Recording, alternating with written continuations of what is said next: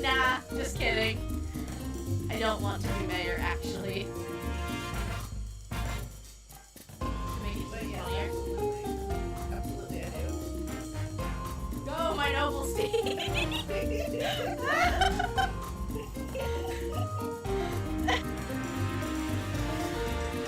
The ship doesn't swerve when it sees how big the iceberg is. I like big plants, I cannot lie. I think I need to go back to...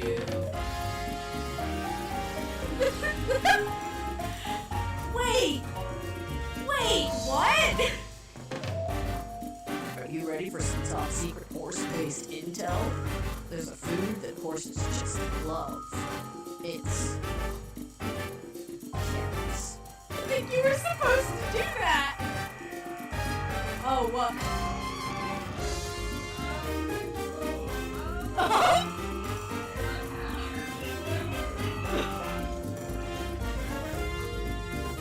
Sir?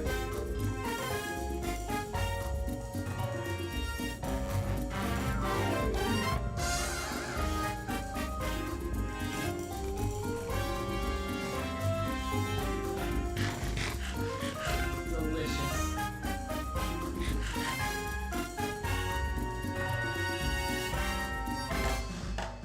Giva, what are you doing? Alright, I think you're being taken off chicken feeding duty, darling. Ring if... Oh, goodbye. Goodbye!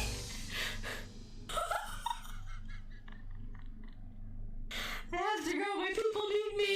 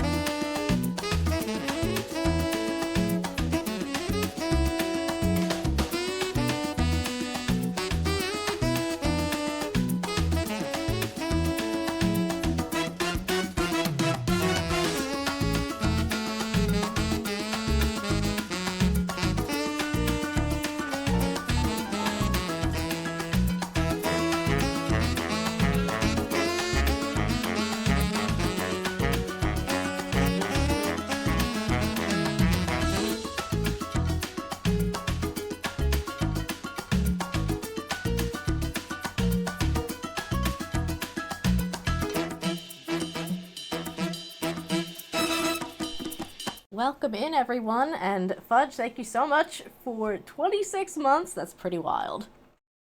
Hi, King. Hi, everyone. Ooh, 3-stream streak. Good job, Nat. I am getting ready to pin a message before we get started today.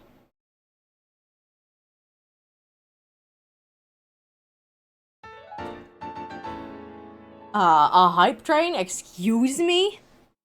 Excuse me? Thank you, King.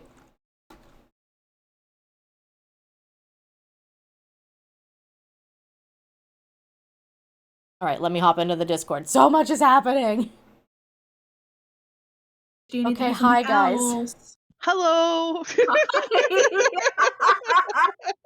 Oh, we're riding a train, I think. I'm not exactly sure what's happening.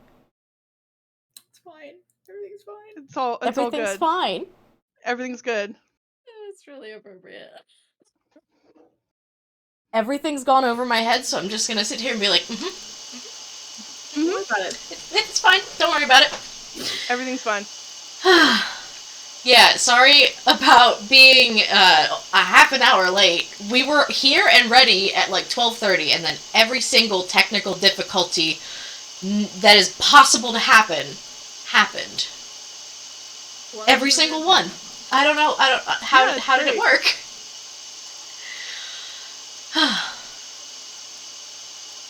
Thank you for posting the CGRH Go Tiltify. You're welcome. Because I actually want to pull that up. Yeah, the exclamation mark charity command will also... I can't remember if it pulls that one up or if it pulls mine up. I don't have many more charity incentives. What's that? Is it just exclamation point? There we go. Yeah. It looks like it's doing it. Yeah, this one's gonna pull up my specific one in case anyone wants any of the art that's fine. incentives. And I think the only other like long-term goal I have for the charity thing is a karaoke stream. Nat and I were both kind of talking about how we wanted to do karaoke stuff, but like the plan is to sorry, words are failing me. The plan is to like do a song reveal on my personal list of like favorite songs for every like $5 or $10 raised. Oh, fun. Nice. It's probably going to be mostly the Deer Hunter. Yes. I kind of want to tweet at Casey Crescenzo to be like, hey, do you mind if I karaoke your songs on Twitch for charity? But they seem like a pretty cool person, so I'm not that worried. He's not on social media that much, just so you know. Like, he goes back and forth. That's kind of what I remember from when I was still on Twitter. I say tweet at him, it's because I still have a personal account. I haven't had it on my phone or my computer since July, I think, since I left. And it's just like, I would have to remember my password. But I would do it for charity. I was trying to find my Island Grandpa password, because I technically still have that account. And, I can't get into my Island Grandpa Twitter account. No. So I'm having to share about the Dragon Age stream, like, on my other account, and I'm just like, everything's backwards and messed up, and I'll figure it out. Somehow. Alright, well, let's start off with our introductions. This is our third ever episode of Compose that we are running. This is our... I'm calling it a podcast now, even if it's, like, through streaming and not just, like, an audio form. But it's our podcast where we talk about mental health, mostly as it impacts us as content creators in like a streaming headspace, in a social media headspace, and just how do these different aspects affect this hobby that we all enjoy. And today's episode is a little special because we are actually raising money all month long for Gamers Outreach. And we decided that we were going to, instead of talking about specifically mental health, we were going to talk about video games, because that's what Gamers Outreach does. They use video games as a tool to help patients in long-term pediatric hospitals to be able to cope, to be able to get through difficult procedures, to distract themselves, and to socialize. There's a lot of cool things they do. I will show a video, but we can start with our introductions. Alphabetical order is Island Grandpa. What it do, buckaroos? I'm Island Grandpa, your queer grandparent here to affirm all you grandkids out there that you are respected, valued, and loved. And hey, I kind of remembered what I normally say. I forgot what else I'm supposed to say. Kombucha! Oh, I have kombucha. It's like the thing I do. I crack open a cold one, aka kombucha. Not sponsored. This is Synergy Strawberry Lemonade GT. And that was not really much of a sound that came through. But I somehow have become a kombucha connoisseur through being a streamer. And yeah, Cool Gamer Retirement Home. Woo! If I still know my ABCs, next would be Catrium. Hello. Sorry. I'm Katrin. I also go by Ellen Fern. I am a writer, a podcaster, an internet content creator, I suppose we can call it. Here in the retirement home, I go by Internet Grandma. Yeah. Because, as you know, I am into the crafts. And yes, and Island Grandpa is also doing the crafts. And so, yeah, that's me. Yay. Yippee! Next up, we have Nat again. Well, I'm Nat, also known as Nat again. You can spell it with or without the H. I won't be offended. When I'm not streaming or making content online, I'm a full-time graphic designer, and I do a lot of things, also photography and art streams, and I really like tarot. I am an honorary CGRH member today as a guest star. We're very happy to have you, Nat. Today Definitely. We're going to be joined as well by Toasty Baguette, who unfortunately had to drop out at the last minute due to some real-life issues. And we have always said that real life comes first. This is a hobby. Yep. This is supposed to be fun. It's not supposed to be a job or an obligation. And so we had... In fact, we talked about that at length in one of these episodes. You know what? We talked about this last episode, I'm pretty sure. I got the link all set up too. Awesome. So we decided that because Toasty is not able to join us today, there will be a cap on it, but we are going to do some donation matching.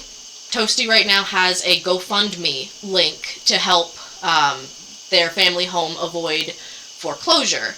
If you donate to CGRH Go today, we will match that donation with a donation to the GoFundMe, up to $100, I think Captram and I discussed. So that's one of the ways we want to try to help our community, give back, and also still, do good things in the world. I think I'm actually next for the intros. You guys probably know me. I've hosted, this is the third one that I have hosted, and at some point I'm okay to give the reins over to someone else. But I love doing this, I really do. These podcasts have been a ton of fun. I'm Super Redria. I am a full-time scientist, part-time streamer. You might know how the song goes if you've been around. And I play a lot of platformers, sandbox games, and farming sims. Probably too many Nintendo things. You can see there's just an array of Piranha Plants and Nintendo things behind me. And Katrim, you actually have our wonderful shirt with some of our Nintendo characters that I have created over the years. We've got Plantdria, we've got Shay Toad, we've got Nya Boomerang, and Sharkbit, all available. And the idea is choose your character. That's kind of what we ended up doing for most of CGRH Go, was picking games that either had like a multiplayer component or a character selection or character creation component, just because, video games, I think, help us to choose how we want to present ourselves in the world and who we want to be. Hey, that's a great segue. It's a great segue! So, Can I rest my cat real quick? I'm so sorry. She is oh, you're good. doing something. We went back and forth on what we were calling today's episode for a little bit, and it's somewhere between the language of video games, but then it's also video games as a language, because we're not specifically and inherently only talking about the language that's used in video games. Like, we're not only talking about the plot and the dialogue and the characters. We're also talking about how video games can be used in today's society, which is what, Gamers Outreach does a lot of the time. We have a couple of different topics. I think what we're going to do is, we didn't discuss an order, so if everyone's comfortable, we can do alphabetical order again. And just no. Please don't start with me. Please don't start with me. Oh no, okay. I mean, I can if you want. I just, we don't have to. I'd prefer if someone else is more comfortable to go first. but it's okay. I can do it if I have to. Do we have any volunteers then? I mean, first things first, I'm going to show the video. I wish I felt like, I don't know if I can show it through Discord. I feel like there might be latency issues if I try to... I think we're all watching the stream, technically. Right, so my plan is to open it through the stream.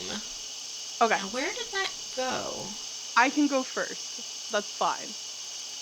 I just wasn't prepped to go first. You weren't ready to go first. I can go if you don't. So we can go... that would be helpful for me.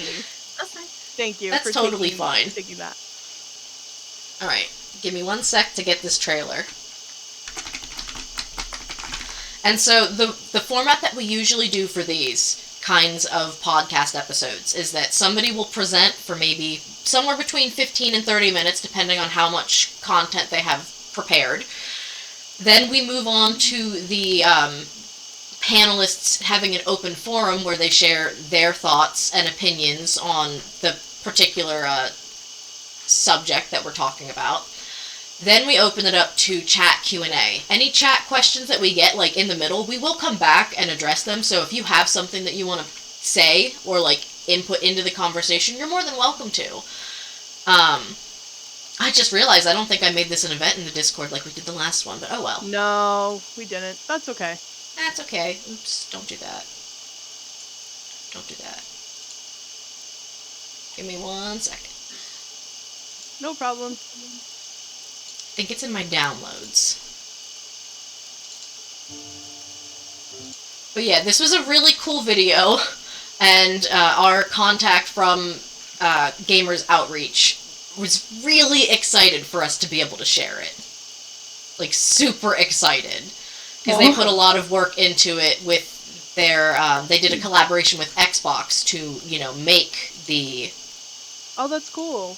Video, okay. That's huge. Let's not have it take up the whole screen. It is going to cover Discord for a minute. That's okay.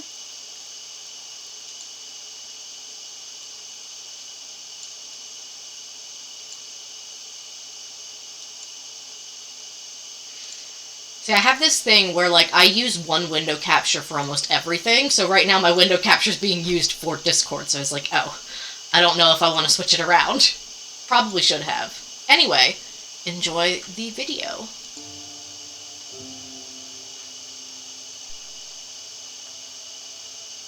He's had hard trials that I feel like a lot of people haven't really experienced. As a little kid, that's gotta be tough.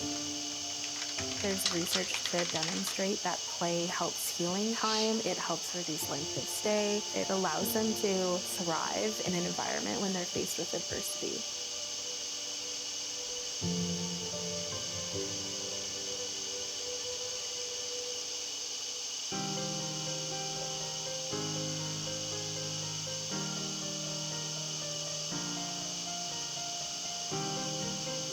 Go-karts help make gaming possible inside hospitals. They're portable video game stations that are designed specifically to address the challenges in hospital environments. Each cart is equipped with a lift mechanism, a tray for medical equipment, a screen that tilts depending on a patient's situation, and the entire cart is manufactured with medical-grade plastic. They forget about what's happening in that hospital room. And they can use it to distract from a painful procedure. They use it to make the day go by faster. You've just challenged a driver. Hello, I'm Megan. Oh, nice to meet you. I'm Jordan. I understand you have Ehlers-Danlos syndrome, is that right? Yeah. Well, I do as well. Oh my gosh. Or a back brace, like that. That's pretty similar to me, actually. I have a backpack all the time with my feeding tube, along with metal braces and things. Oh, there's a corner. I suppose what helps me is to think there's other things about me, not just the fact that I have this condition. That's awesome. What a novel and brilliant idea. A kid cooped up in a hospital room and a cart comes rolling in with a console on it and you can play games. It's great. The use of video and virtual reality software as therapy continues to gain momentum in the medical community. If I'm not feeling good, I get on Xbox and it gets my mind off things. They've created a community of friends that I get on and I play with every night.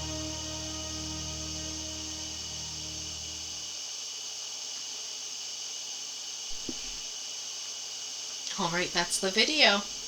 That's so cool. It's very cool. I had to mute myself to make sure I wasn't making comments. Like, Yeah, that was. It's just so good when you have a group of people working together towards something like that. I don't know. When people want to give their time for this kind of purpose. Yeah. Can I go work at Gamers Outreach? Right? Right? One sec. Sorry, my boom arm keeps getting mad at me. I think it's starting to lose a little bit of the oomph that it had. At least it hasn't broken the desk, so we will make do with what we have. I finished my coffee. Coffee's done. I'm down to 2 beverages. Oh no. Oh no. I actually might have to... At least one of them doesn't taste like cinnamon potpourri. That's true. Got that right. A bit of an issue before the stream started. Yeah, there was a beverage mishap before the stream started. Okay, sorry, my boom arm has actually fallen, so we're just gonna we're gonna rest it here on my desk. It's gonna just live please here. Be careful. Yeah, I'm gonna be very careful. I'm gonna yell at Inky if he decides to come over and be a menace. Oh goodness. So, it's the retirement home. It wouldn't be a stream without technical difficulties. Yeah, I mean, you are right. This is also the second time it's fallen today. Like, I fixed it when I was trying to deal with my other issues too, and it's like, okay.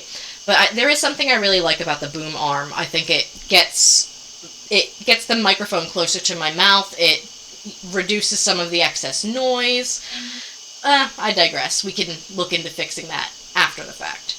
So, Catrium, would you like to go first, or what do we want to do? Yeah, I forgot. What topic are you talking on? Well, I'll tell you.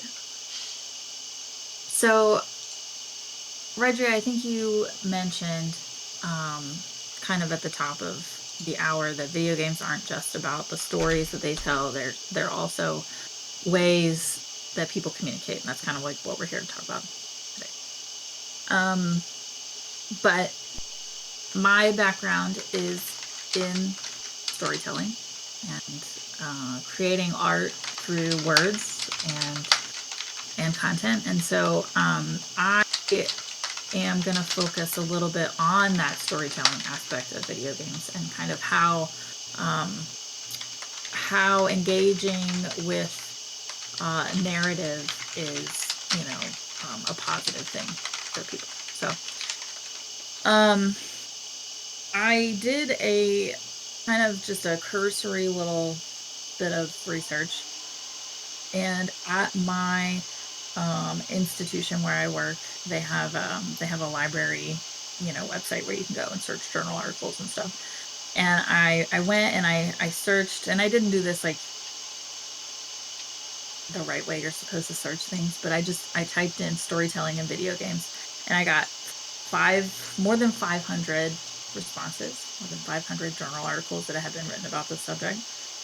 And a Google search returns 81 million responses for the same thing. Now, we know Google is Google, but that's still a lot of people talking about video games and how the story in video games XYZ, right? What are people talking about? What are people talking about in terms of how storytelling is used and how storytelling is kind of important for the development of people and children and things like that. So I think it's kind of taken a long time for us to get here. There have been it's been decades of people, and this is fully anecdotal, but people will say, oh, well, video games are just a distraction. They're tools for kids to not do their homework, and it's not good for society, video game, but the literal opposite is there is research, and like really good research, that is based around the idea that video games are actually good for kids and good for not just kids, people like us too, you know, in the retirement home. And I think my co-hosts will be talking a little bit more about that later. But as I said, my background is in I have a degree in creative writing, and I am an independent novelist and a writer in my day-to-day life. And so thinking about the stories that video games, any kind of media, right, like can be tools, I guess, to create certain skills to you know, engage with certain things. So I wrote down a few of those things. The first thing that I kind of want to touch on is that narrative can help people develop critical thinking skills, right? When you're engaging with a story and you are actively thinking about, like, oh, this character is going to do this, maybe they're going to do this, maybe what decision do I need to make in order to make this happen in the storyline? You're creating those pathways and those neurological, you know, the neurological pathways to kind of bolster your critical thinking skills. And it kind of flexes your creative muscles. It flexes your thinking muscles, and it kind of solidifies those kinds of skills.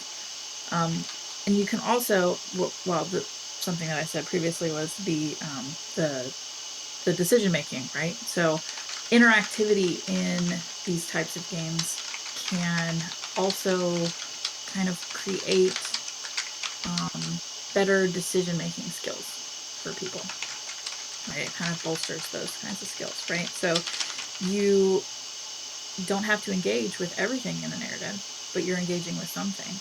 So based on the decision that you're making with some of those things, you kind of can get better decision making skills. And you see that in games. You see that in most games, right? Like, you don't have to do every single quest or every single storyline. You have things like, I haven't played it, but you have things like Baldur's Gate, right? Where you have like 10 million different decisions that you can make, and each one of those impacts the story. I think, and you know, this is a subconscious thing, right? Like, making those decisions doesn't necessarily, like, you're not like thinking like, ooh, I'm learning how to make decisions. I'm learning how to be more aggressive in my decision making. But it really does help, especially developing minds, learn how to gauge consequences or risk, or kind of what social behavior is like appropriate, right? So engaging with narrative in that way and engaging with storytelling in that way makes video games. I say this, you know, this can be said for any kind of media, but I think the interactivity involved in video games is important, right? That's an important kind of piece of this puzzle. Something else that storytelling does, no matter what kind of media you are using to engage with it, is it can evoke emotions. And so, you know, I'm sure we've all had kind of interactions with media that has like made us cry or made us laugh, or, you know, I mean, that video that we just watched, right? That was technically media, and it was a little bit of a tearjerker, right? And so engaging with story in those ways can help people develop more empathy, and it can help introduce people to the language of empathy. I think showing And this is why reading is important. This is why playing games that are from independent developers is important. This is why kind of creating a diverse media, library in your own life is really important, because having those different perspectives can help you kind of grow in terms of how you see the world, how compassionate you can be, and like I said, engaging with those types of stories can kind of show how other people live their lives, and how this sort of activity can impact different kinds of people, right? And I think, like I said, any kind of media it can do that, but I think the accessibility of video games really makes it an important medium for that kind of thing, right? Kids aren't just playing games on their iPads and not noticing things, right? There are lots of educational games with stories that both kids and adults can interact with. So, and I think my final point is kind of a continuation of that, right? So the accessibility of games is really the most the most important thing that I kind of want to touch on there. Before, and I say this as a person who grew up reading and writing and wanting to be a writer based on the books that I was reading, based on the stories that I was listening to. I also played a lot of fantasy video games when I was growing up. Lost Kingdoms was one of our favorite games. Bait and Kaitos, Skies of Arcadia, these kinds of games that I was introduced to. Of course, Zelda, right? That's the one. Played a huge part in me wanting to tell stories for a living. And I think the thing that I wanted to kind of latch onto here is that games make those kinds of stories accessible to young people. Reading is good, books are good. Reading is good and books are good. You can quote me on that. But there is something about having the decision making, being able to make decisions, being able to interact with the narrative. You are a part of the storyline. You are creating that story as you are playing that game. There is something accessible about that, and there's something really, really exciting about that. And I work at a university, and we have a department now. I can never remember the name of it, but it's basically creating video games department. And I come across a lot of young people who want to write for video games, right? That is how they have engaged in learning how to tell stories, and in learning how to create narratives, is because they have engaged with video games at some point in their past. And so I think I think it's really it's an important as a medium, and it's important as I don't know, maybe I've focused a little bit too much on how it impacts young people, but that's kind of where I'm coming at it from. So I think I don't have a conclusion. That's okay. We don't always need a conclusion. Yeah. So if anybody has any questions or wants to add to that, conclusion is books are good. Books are good. Video games. Video games are good. Things are good. Games good. Games good. I think it might be interesting for each of us to kind of talk about maybe a video game that impacted us, that we played and like enjoyed it for the story that it told. I'm gonna say for me that was Ori and the Blind Forest, because I mean you play it and within the first 20 minutes of the opening scene and cutscene and everything, you are crying.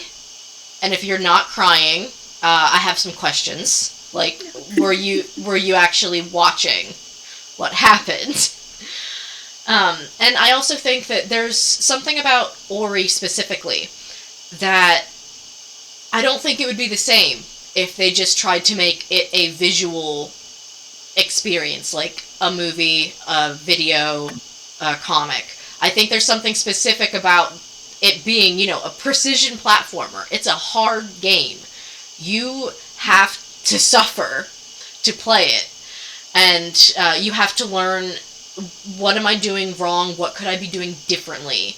And then that kind of plays into the story as a whole as well. Like, the entire time Ori is walking through, maybe spoilers if you have not seen Ori and the Blind Forest. I mean, you're walking through all of the land of Nibel, trying to return the elements, trying to heal the forest, because a grieving mother pretty much burned everything down because the tree killed her young, and she had one egg left that she was protecting fiercely with her life, but in doing so, she was literally sucking all of the life essence out of the forest, and they were not going to survive. So you, as Ori, have to brave all of these, like, really arduous challenges. You have to die many times. I don't think a deathless run is someone's probably done it. Someone's definitely done it, but it's not for me. And I really don't think there's anything about Ori that would fit as a different kind of medium. I agree, Catrium, that not only does it being a game and, like, you are responsible for exploring and figuring out the puzzles and what to do and where you need to go next, without that interactivity, it becomes very flat instead of 3D. Well, technically 2D side-scroller, but you know what I mean. Well, yeah, the flat as in the story is flat, because there's the added character is you, right? Like, you are the extraneous third-person narrator who is kind of informing this story as you play the game. Yeah, I feel like my immediate thought when you were mentioning, like, decision making in games is immediately like the Life is Strange franchise. Oh yeah, because same. Those or any kind of, like, choices matter games, and I've played a lot of those, especially the visual novels that I just finished, which were the Zero Escape trilogy. Anything of that nature is all, like, decision based and informing the story as a outside player. And those games are something I love. Like, I love decision matter games. Even when in Life is Strange, when it's like, this decision will have consequences, and then you freak out because you're like, what consequences? Oh no!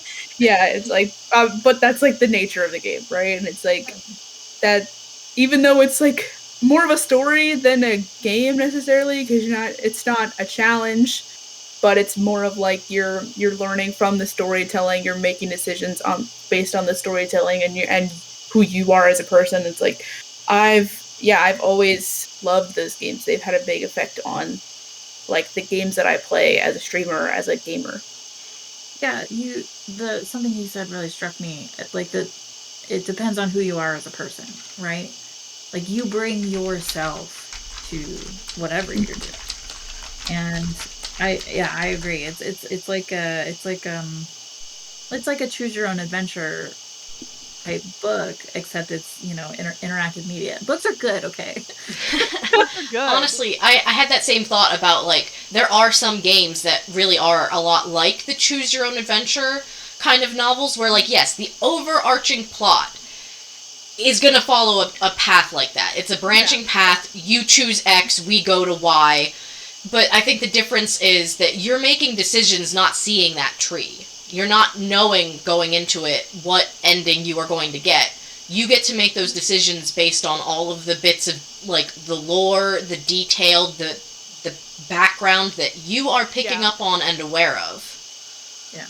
I think with that, like, talking about decisions, like, this was hard, because I'm trying to make sure I don't talk too much about what I'm going to talk about, because it does kind of involve with this. But, like, everyone who knows me knows I love the Dragon Age series. Like, just, I'm a huge Dragon Age fan person, plug. so. Quick plug. March 15th? 15th, this Friday. Alan 12-hour Gabriel's Dragon gonna be Age. doing a stream. It's gonna be great. 12-hour Dragon Age Inquisition stream with audience participation. So come help make decisions and make our character and all sorts of stuff. But one of the things I like about Dragon Age, in particular the third game, Dragon Age Inquisition, is that for 2 games you've had all this lore and all this world building and all this other stuff, and spoilers, I'm not going to go into like super details, but lore gets flipped on its head in Inquisition. And that, I think, is really cool, like, to be able to be like, hey, to mirror that, you know what, history's not always what we think it is. And I think that's really cool. But the one thing I like about the Dragon Age games, and again, particularly Inquisition, is that your decisions are not black and white. And that can happen in video games where it's like, I'm the good guy, they're the bad guys decisions. But I feel like decisions with like Baldur's Gate, Dragon Age, even in Mass Effect, in some cases, we can tell that I'm a BioWare nerd. That I like that like you still have to think, like talking back to what Liz said, there's critical thinking skills. Like, things are not black and white, and unfortunately you're gonna just have to make a decision with the knowledge that you have. And that might not always work out the way you want, and unfortunately that's just kind of how things go in general. But I appreciated that. Not like, I like having video games as an escape, but I also like having that complexity where it's like, oh, I have to really think about this. Like, You have to think about it. Yeah. like for one instance, like you have to choose a political leader for a country. They all suck. That's the answer. They all suck. So it's like, okay. Sounds familiar. Yeah, exactly. So it's like, while you know, you might want you still get escape because you get to make that decision. You get to help put whoever in place. But I like that things are not black and white of like, this is the good person, this is the bad person, you know. Yeah. So it helps with that critical thinking of, you know, analyzing all your information that you have. Right.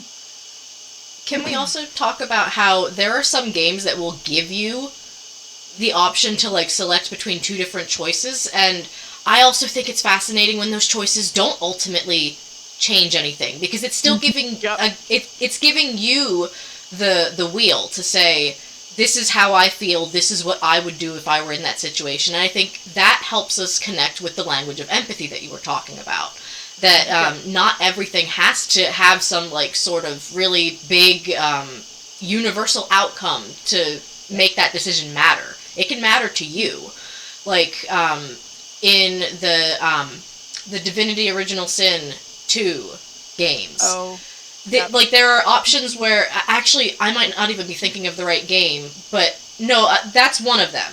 There are options where like you can pick different dialogue options based on how you've built your character. Like, did you say you were a scholar background, or like do you have a different input on this conversation because you are an elf? Like, you get to choose just how your character responds. And that changes the narrative, not in a way that ultimately affects the plot, but in a way that changes the story that they're telling. And I think I love it when games do that too. Yeah.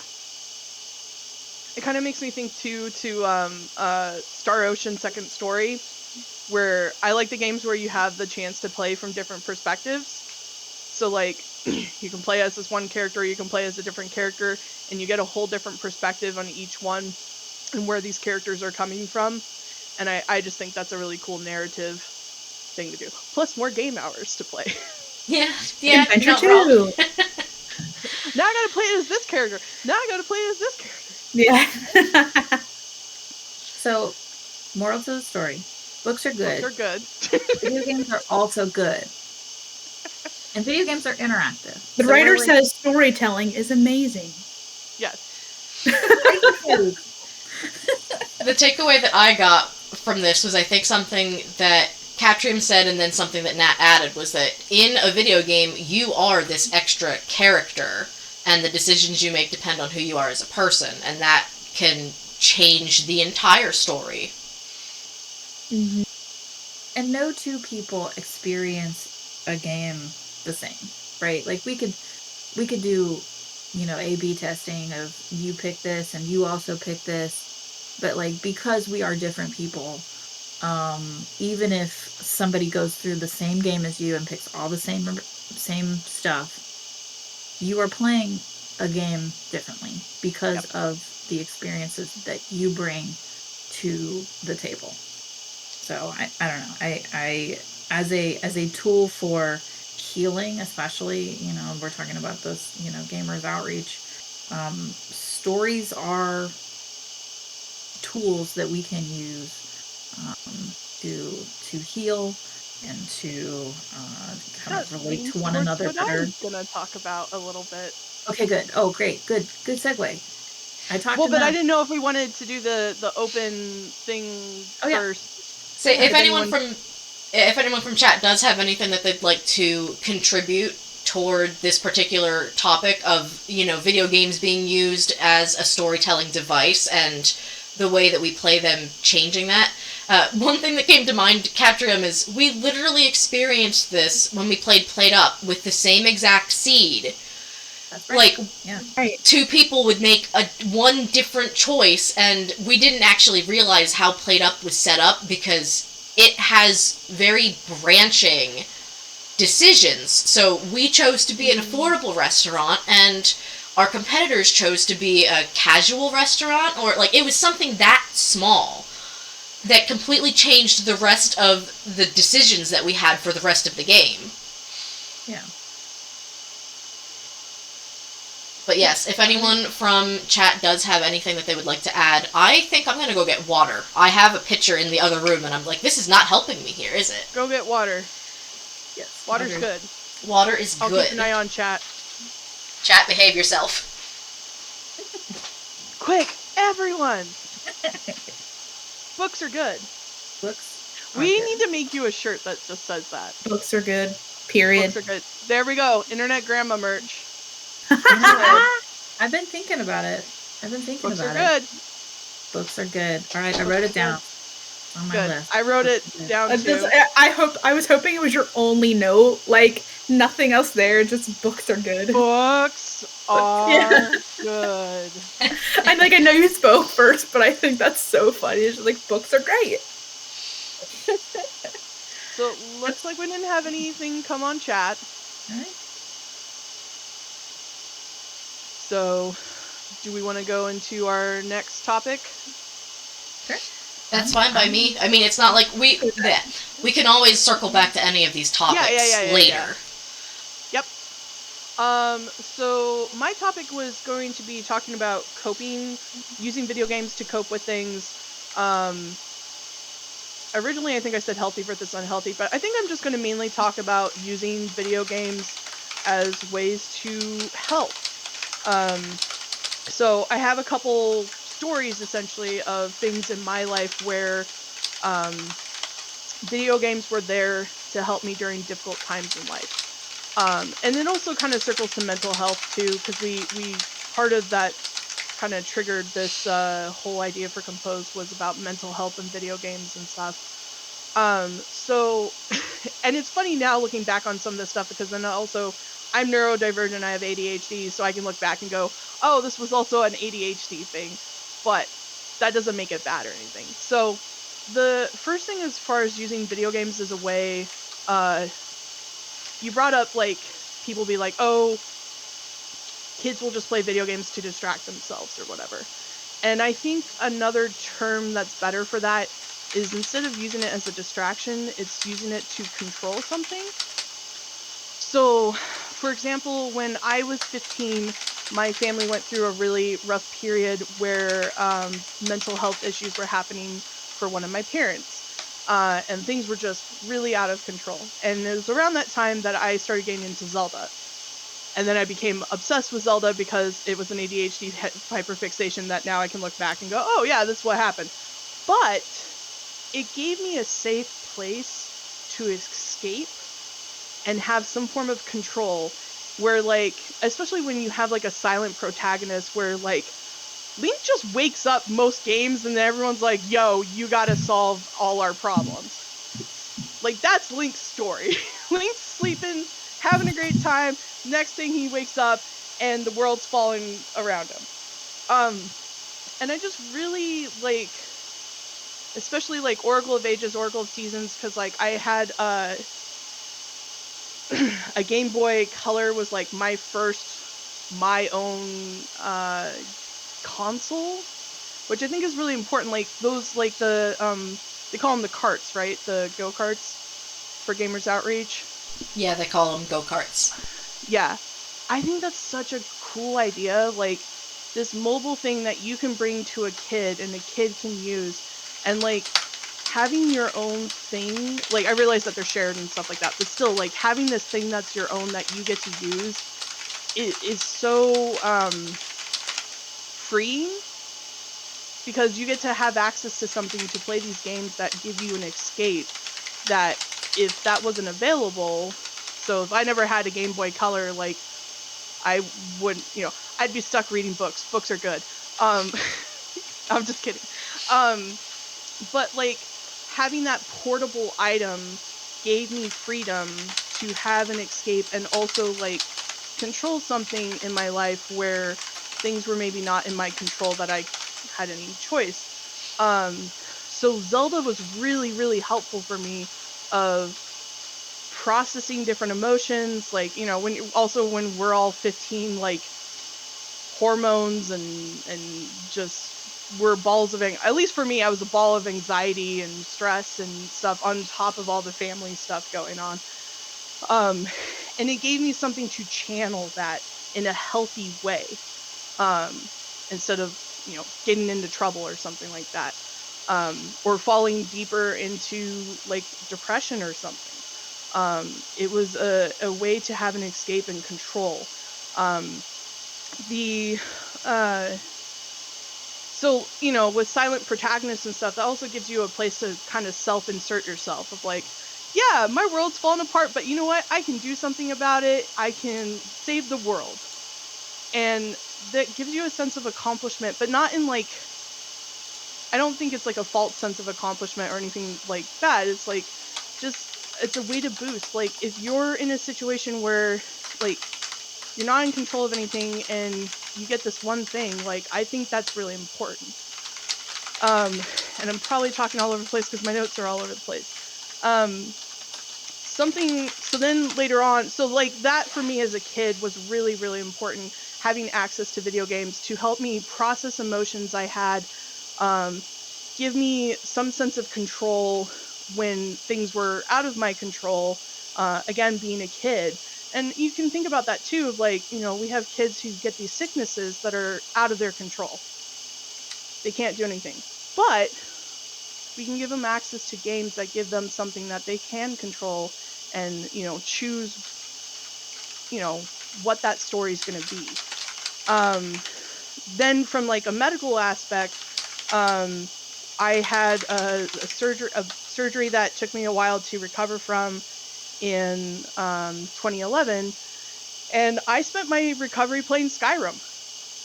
And it was great. Skyrim had just come out. This was before there was 20 releases of it. And again, I was stuck on a couch. I couldn't do anything. I couldn't move. And like, that's miserable if you're alone, which I had just moved to another state. So like, I didn't have friends and family nearby. But I had video games. I had something I could do to pass the time while I healed and gave my body the rest it deserved. Along with that, and similar to like in the Gamers Outreach video where they were able to connect people through online play, I was able to play online with my friends back on the West Coast. So like, I could play Halo with them, or I don't know, whatever multiplayer game I happen to have on Xbox 360 at the time. But I had that again, it was something that I could control, something that would help me pass time, but also helped me to be like, I need to rest my body right now. And I could do that. I could engage in something that was fun and invigorating, but also rest my body. And then, we've talked about the decision making thing, and I kind of went a little bit more into that. So, I how I got into streaming actually was to give myself some time to play video games because video games are relaxing to me, at least how I play them. My rule is that if it's making me mad or upset, I don't play. Um, I take a break. And so streaming was actually like a way for me to get that time to myself, even though you're sharing it with people, to play video games. And it was kind of cool because when I started, I actually went back to Zelda Oracle of Ages, and it was really cool to like play out some of that nostalgia, but also be like, get to share something that was really important to me in my teenage years with like friends who have never played it. And I could play to like, hey, this was really important to me because of this and stuff like that. Um, and then just one other thing I want to kind of touch on that portrays the video games, but also I'm just going to throw in a little tabletop games here too. um, is that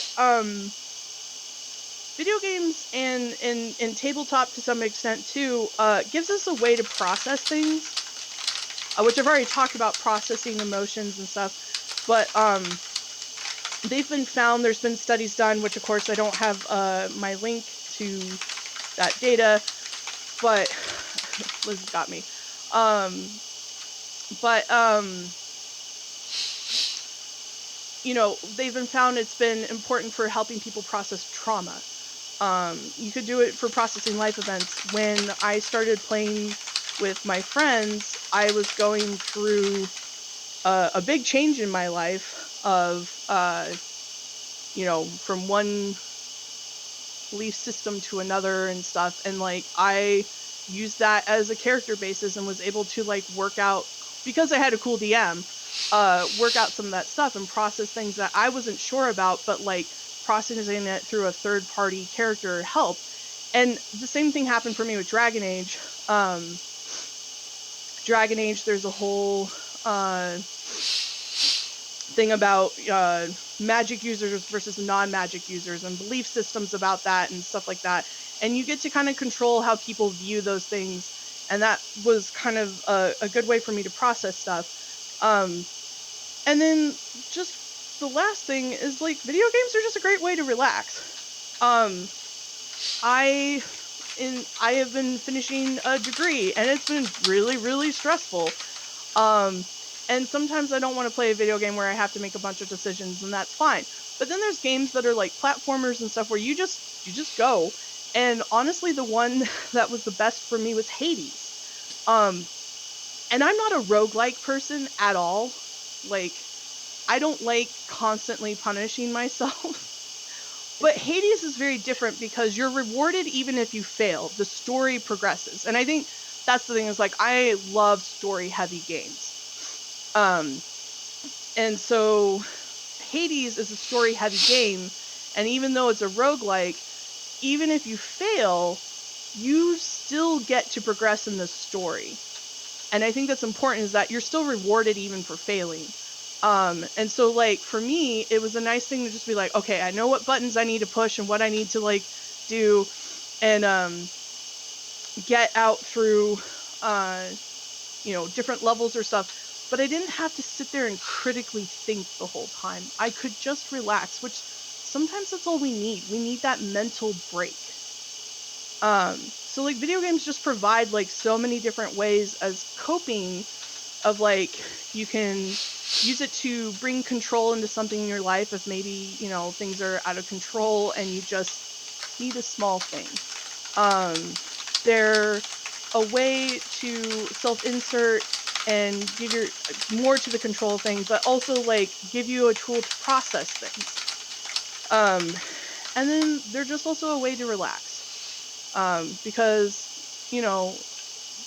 life is stressful. And especially if you're dealing with medical constant chronic medical situations, you need tools to relax. And so that's just kind of my thoughts about video games and coping and stuff like that. Sorry, that was all over the place. No. That's good. Books are good. Good stuff. Books are good. Games are good. Video games are good. Yeah. Well, so while you were chatting, I put in some links in the chat in Twitch.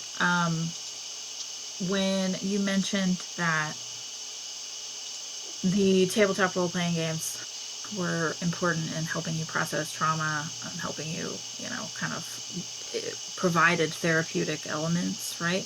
I think all of us bring, kind of as we said before, we bring ourselves to our experiences, and we bring ourselves to the games that we play, not just video games, but especially tabletop role-playing games, because you make every decision that person does. Yep.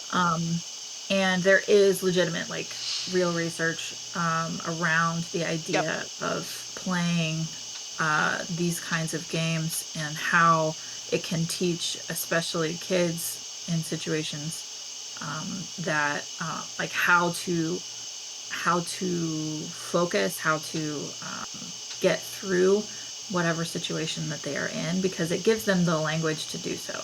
And it gives them the ability to kind of express, if they don't want to talk about their personal stuff, their character can talk about that. Well, right? And the thing I like about that is someone who runs games for kids too. Kids can be little murder hobos and want to burn everything down, but at the same time, they also can really surprise you with empathy.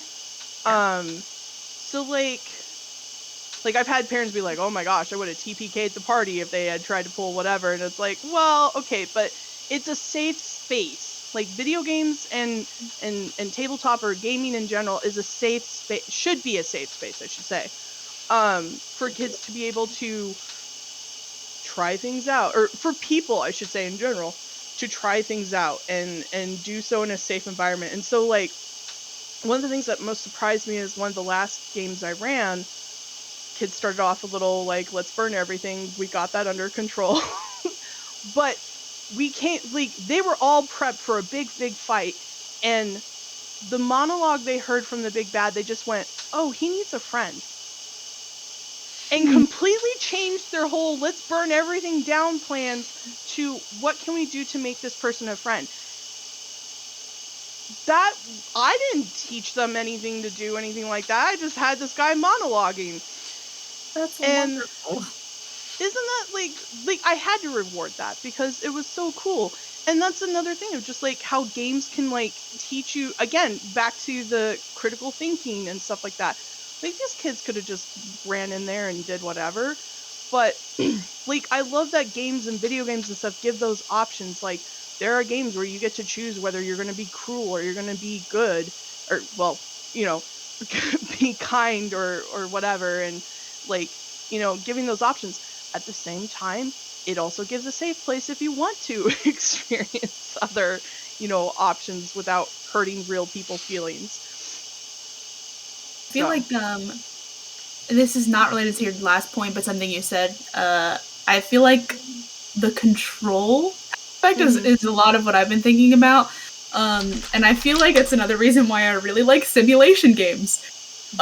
Because in The Sims, I control everybody. And it's just one of those things where it's it's not something you think about outwardly, but of course, when everything feels out of control, you're okay, I'm gonna sit down and even if you're just building, right? Even if you're just doing any kind of building in games like that, it's you make all the choices. It's up to you if something terrible happens, like you said.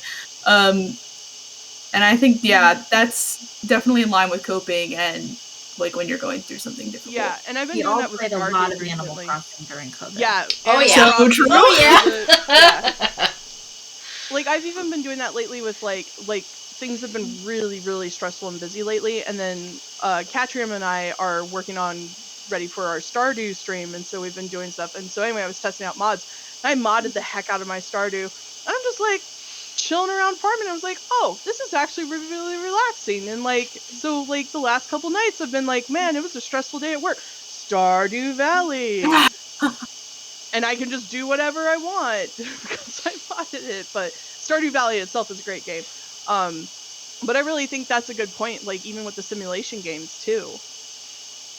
Yeah. There was something that you had talked about earlier, Island Grandpa, about using video games to help you get through your recovery period. And I have a pretty closely related topic. I've probably mentioned this at least once before, but I had a period through college where I must have had like 6 kidney stones across the span of 4 different years. Oh. It was rough. And I have specific memories of like the first time when the pain was bad enough that I said, I think I have to go to the hospital. Because at that point we didn't know what this was. We were just like, ouch, my stomach really hurts and this doesn't feel like normal cramps. Like something's wrong. We need to go to the hospital. I remember specifically, like, I didn't go back into the house for it, but on the way out, I made the conscious decision of, I want my DS with me for this. Yep. And I talked about this, I think, last Mario Day, because we booted up Superstar Saga again. That was one of the games that I had played the crap out of it already. But I remember being in the hospital room. They had finally gotten me on medication, so I wasn't in pain anymore, but they were still kind of running like an array of tests, and I was still kind of uncomfortable and scared because I didn't know what was going on.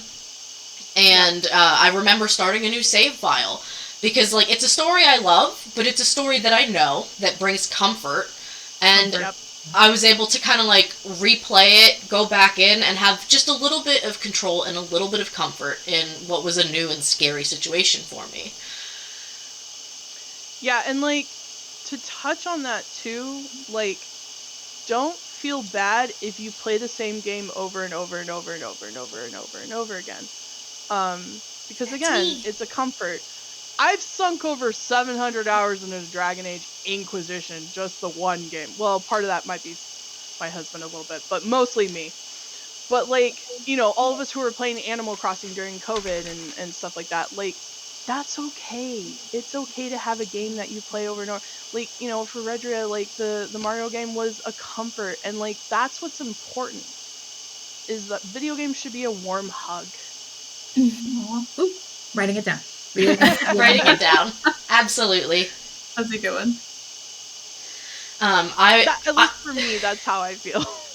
I could look through my library, but I am the kind of person who, like, I will buy a lot of games and I will play the same ones over and over and over again. Yep. Stardew Valley, 350 hours on PC, more on the Switch. Satisfactory's probably, almost 80 hours.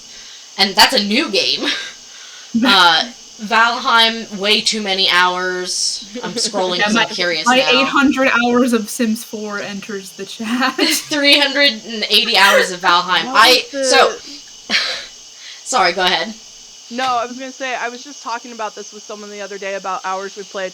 I have a friend who's clocked like 14,000 hours in Path of Exile. I've never even heard of that game, and they have over 14,000 hours in it. That's over 11 years of playing. Oh my gosh. But like, again, like, I think that just like when you have these games that have so many hours put into them, that speaks to the game itself too. Oh yeah. And how it impacts you as a person. I mean, we've said it 1,000 times, but you bring yourself to the game, right? And who you are determines, you know, kind of what your what is most impactful for you. I have over 1,000 hours in Stardew Valley. We got a donation. Yeah. Hey! We got a donation. Wait a minute. Sorry, I have to like go and look at the actual donation because I must be on the wrong page. Oh, it logged me out. I just saw the GIF. I heard the thing, so I know we got a donation. I just have to figure out whomst. I know who it was. Was it the queer note? Sure was. Dennis. Yes. Thank you, Dennis. All right. Oh no. Give me a second, because I have to figure out if I need to do a thing. Because we do actually have a lot of art incentives that we're doing. We have a canvas that we are collectively working on. Nat is one of the artists. Pepsilora in chat is one of the artists. I am also one of the artists, and we also have Mopsy Bebop and Love Litchi, and I think that's it, because I took on 2 letters for this. Because I love art. Sorry, I don't know why I'm struggling so much to go find the donation thing. Dashboard. It's okay. I'm a little scattered today. Well, hey, so you know far what? we It's have- okay. So far, we have 2 good quotes. Books are good, and video games should be like a warm hug. That's a very good quote. Final C14. 2 That's play hours on FFXIV. Yes, that might also be me. Ooh, Dennis is getting a trading card. Thank you so much, Dennis. I recently was able to send Dennis a package, which was stupidly expensive for international shipping. Still 100% worth it, but still stupidly expensive. And in it, because I didn't want to get wrapped up in not sending the package, I told myself, you're going to set a 5-minute timer and you're going to do a 5-minute Copic trading card, because I had like this idea that I wanted to add something else to the gift. But I know myself that if I were like, no, it has to be perfect, it would be another 2 months before I sent it. So I was like, nope, 5-minute timer. And they ended up getting a little trading card of Captain Olimar pulling a red Pikmin out of the ground. And I was like, yep, you know what? This is perfect. So we will gladly add a Louie. Thank you so much, Dennis. I appreciate it. Yay, that also probably unlocks more karaoke songs. Oh, this is a good opportunity, because I think there are more people in chat now than were when we started, to say that we will also be matching all of our donations today to go to Toasty Baguette. Island Grandpa, if you have that link ready. Yep. Toasty is going through some difficult times currently, and we are trying to support our community. So up to $100 today, whatever gets donated to the CGRH Go campaign, we will be matching that to send to Toasty's GoFundMe. So. Yes. So 1 kind act from you today equals a 2nd kind act. Yeah. Pay it forward. Thank you. Thank you so much, Dennis. Thanks, What was I going to say? We were getting ready for chat involvement, yes. I think. So we just finished talking, Island Grandpa was talking about using video games as a coping mechanism.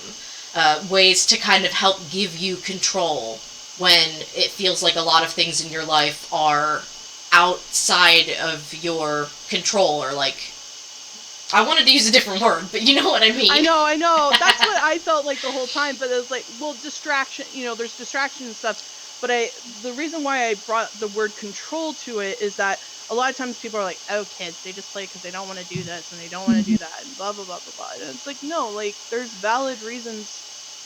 I mean, yeah, it's okay if you want to play a game to distract yourself. That's also valid, too. That's a way of controlling something in your life. But, agency is a good word to use. Agency is a very good word. I don't know why. Distraction seems avoidant. Like, And it's negative. intentionally avoidant. It does have that negative connotation to it. Whereas, like, bringing agency to the situation, giving yourself control, has a more positive connotation to it.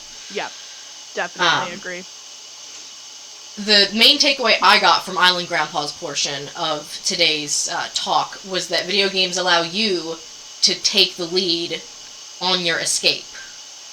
Yep. Yeah. And so, You're if anyone the main in chat, in your healing. Yes, you're the main character. This you is are an the okay main time to be character. the main character. Yes. Does anyone else have any experiences of when they used video games in a way to, like, help them get through either a tough, like, period of time in their life or a specific, like, moment?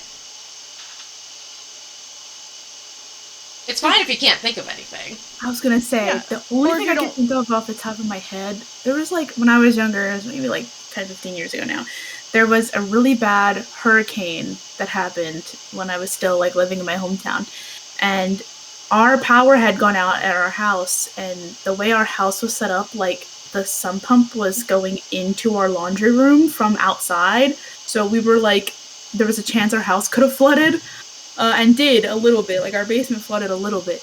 But my dad was like shoveling the water out with a bucket, and so we didn't get trapped there. My mom decided that she would drive me and my sister to my godmother's house a few towns over. But it was obviously a hurricane, and it was very scary, and there was nobody on the roads. And when we were out and about, like even somebody on the radio was like, "Make sure you're inside right now." And I remember that like distinctly, of like being in the car with my DS, like playing something in the back seat. But I was like, "We're gonna die! Like we're gonna die!" Wow. And I think I remember like specifically grabbing it, being like, "Well, if I had to take anything with me, like it's gonna be my DS right? light." Oh yeah. I mean, Portable and that's video games. kind of distraction in like a positive way, right? Like Yeah. you're distracting yourself from like the garbage. The scary. This is scary. Yeah. I forget, Island Grandpa, you talked about how you enjoyed Hades, and that you don't usually like roguelites or roguelike games because you don't play a game for it to be punishing. But the fact that even if you lost, you still got something out of it and you could still move forward was what kind of kept you going. I feel that way, oddly enough, about Played Up. I know that people look at it and they're like, "Oh, God, no, this game looks so stressful. Like, this is just anxiety. Like, you gotta run around, you have to remember everything." But there's something about the fact that the game is designed for you to lose that makes me, like, I'm just like, "Oh, well, I'll try again next time." Like, I don't know how to explain that. It's almost like accepting that I have no agency in this game, that eventually it's going to get to a point of unsustainability, and that, like, that's the way it's designed. It's okay. A quick shout out real quick, 'cause we talked about accessibility, which accessibility in video games definitely could be like a whole other long thing that we talked about. Oh yeah. And could be done way better too. Like, let's just put that out there. Like, there are more things. But what I wanted to say is shout out to casual and God mode. Yeah.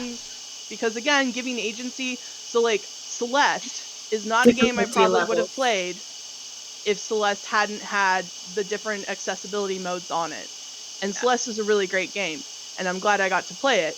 But again, I'm not a roguelike person, and so without those modes, and the same thing for Hades. Hades has like a specific God mode where like you don't get like 100% God mode. You earn it as each time you know, die.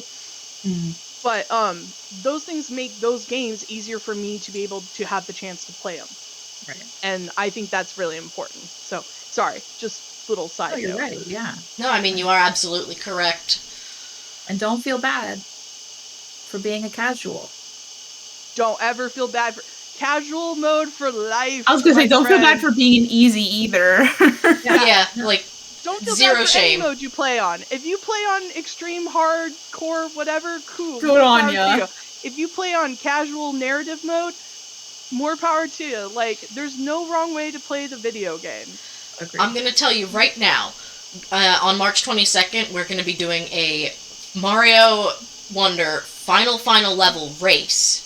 If you have not seen the final level, it is a gauntlet that is meant to test your patience and your skill and your sanity a little bit. Sounds horrible. Yeah, So, that does not sound good to me. I'm telling you right now, I am allowing both of my competitors to play as the character Nabbit. Nabbit does not take damage. Nabbit still dies in one hit to hazards like lava and poison, but Nabbit is immune to damage. So, like, I will award any of my competitors extra points if they can clear the level and, like, win the race as a non-Nabbit character. But I am not doing that. I am not doing that. Yeah. Nabbit for life. Woo. Yoshi's also not take damage? Yoshis also do not take damage. Yeah. Yoshis also have the added thing of being able to, like, another character can jump on your back if you're playing together. Which, like, some people liked, but some people didn't, so that's why Nabbit was also there, was so that, like, you could not be... You could still maintain, like, your own individual mobility.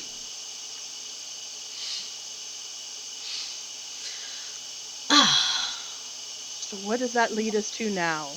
I'm gonna go get some more tea. I will be right back. That sounds like a plan. Does anybody else want a quick break? And then, Nat, would you like to go next, or would you like me to go next? I have no preference. I'll go next. Okay. We can wait for Catrium to get back. In the meantime, why don't I pull up our art canvas to show everyone what we have so far? Yeah. I still get to add in, I get to add in a giant Tinkaton. Can you guess who in my community would ask for a Tinkaton?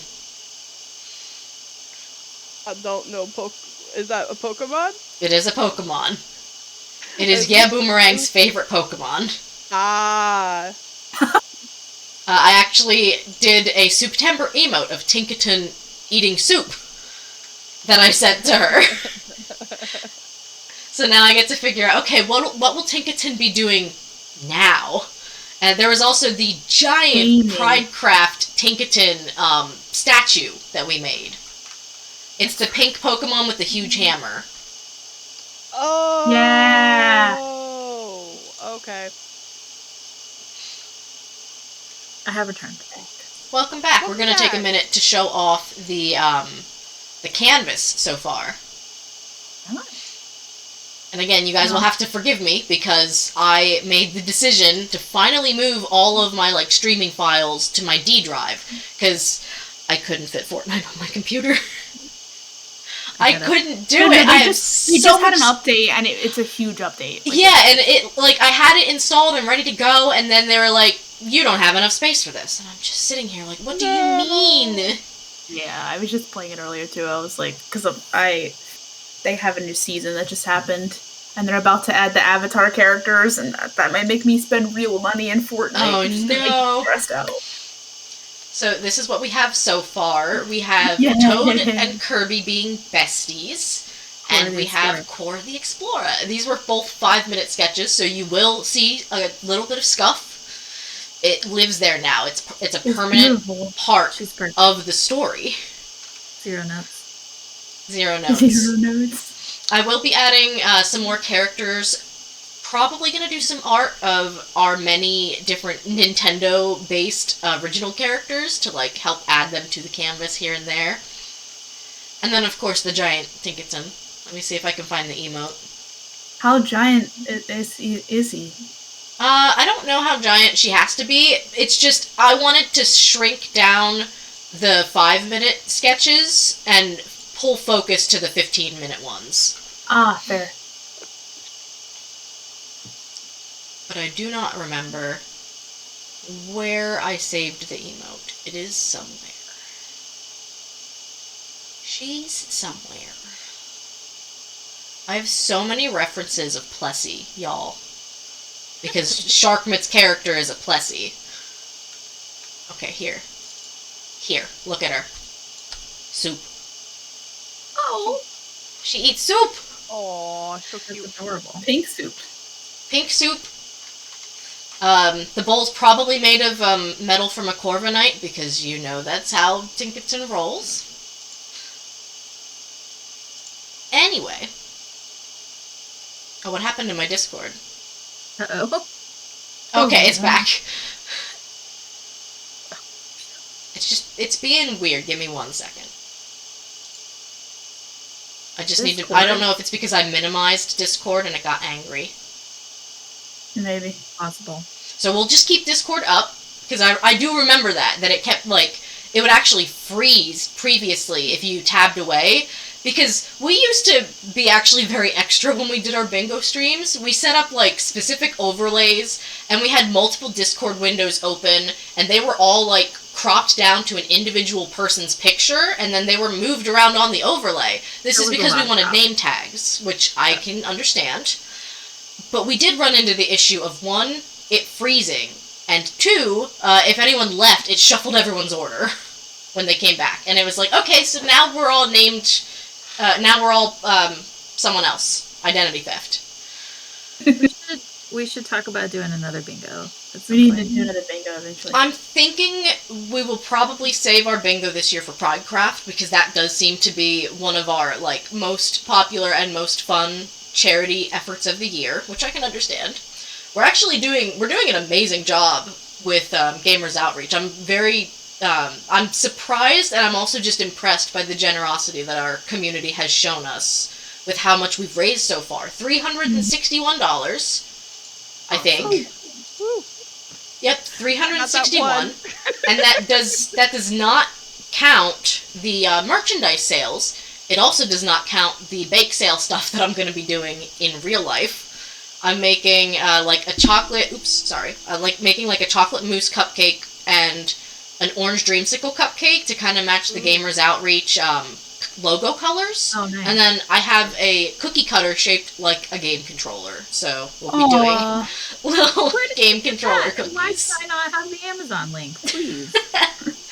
I will find it. So if we're ready to move on to our third topic, I can yield to Nat. Yeah. Hi. So I feel like my topic has kind of been touched on a little bit between the both of you. But I'm trying to focus more on video games being educational. And that's another, it's yes, the coping mechanism. Yes, and educational games can have stories, right? So I guess to preface this, I'm the youngest here, so some of the games I might mention from my childhood you may have never heard of, just because I'm a little younger than everyone. But one of the first games that I can think of from my childhood that was also educational, and I didn't realize until I was older, was the Clue Finders series. They're PC disc games from the early 2000s. That was a whole series, and they were all there was a bunch that were labeled per grade, so it was 1st to 6th grade, and they also had I found in recent years the one that I had was not any of those. It was actually called Mystery Mansion Arcade. And it is apparently the concluding game in the franchise, because when you finish the game, there's actually a whole story, because the story of the game is that all of the villains from the previous games are together and terrorizing the kids in this game by making them do challenges that are actually kind of educational when it comes down to it. One of the games in there was actually the smart nerdy girl trope. She was her game was you had to jump on synonym words. They would show you a screen and it had a word on it, and you had to find the synonym in the room and jump on the book that said the synonym on the cover. And that's the one I remember a lot because I really enjoyed that one for some reason. But there was also the not so educational one that was pizza surfing. So very rounded game, I would say. But I feel and obviously there's way more examples of games, or even the other thing that I was thinking of when I was trying to write some notes down was actually the leapfrog. So technically those are more books are good, less of games. I think they make more games now than they used to back when I was younger, but it was a whole thing. They would have the Berenstain Bears or Junie B. Jones, and it would be in this plastic cover, and you would use the pencil in it and tap the words to hear it be read out loud to you, so you know what the words are saying. Leapfrog's a little dated now. I have seen it in Target still. I think they're way more technologically advanced than they used to be. I have an old one sitting in my basement right now. Anyone looking for Leapfrog, reach out to me, because I got you covered. I wish I still had mine, honestly.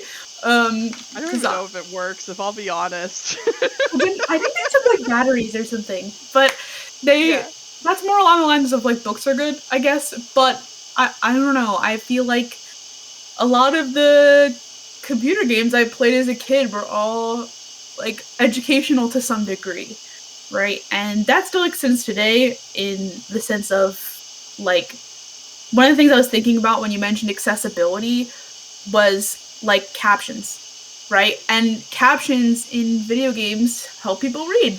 They help people that are hard of hearing, obviously, but they also help people and children who are like learning to read. And it's like you're hearing the words, you're seeing the words, and that is like I'm one of those people. I saw a post once that was like, "Help! I can't see without my captions. I can't watch my show without my captions." And that's really me anyway. And I'm like not a person who's hard of hearing, but I find it easier to understand when I have video games that, especially really narrative ones, really big storytelling games that are like, okay, well, I also want to see what they're saying just in case my brain processes it like differently. And another thing that I always think of, and I know Peps will back me up on this, is Planet Zoo. So one thing I will say, Planet Zoo has the best of all the worlds, because not only do you get all the control of being a zookeeper, you're also super educational. So in the game, they actually have something called the Zoopedia, because it has all the facts about all the animals listed in the game. And not only like do they help you build the zoo accurately, they're, as far as I know, like 100% accurate. And they also have like animal fun facts about, you know, the different animals. It tells you what animals can be, you know, friends with other ones in the same habitat. And, you know, I'm not really like I'm not a zookeeper. I have no intention to be a zookeeper in the future, but like learning about all that stuff is educational. It's stuff that I didn't know before, especially about animals that are really only found in zoos or like in the wilds that I'm never gonna go visit, right? Like, and I think like many of those games, especially ones based on real life where you have to make decisions and stuff, help you learn about the world around you.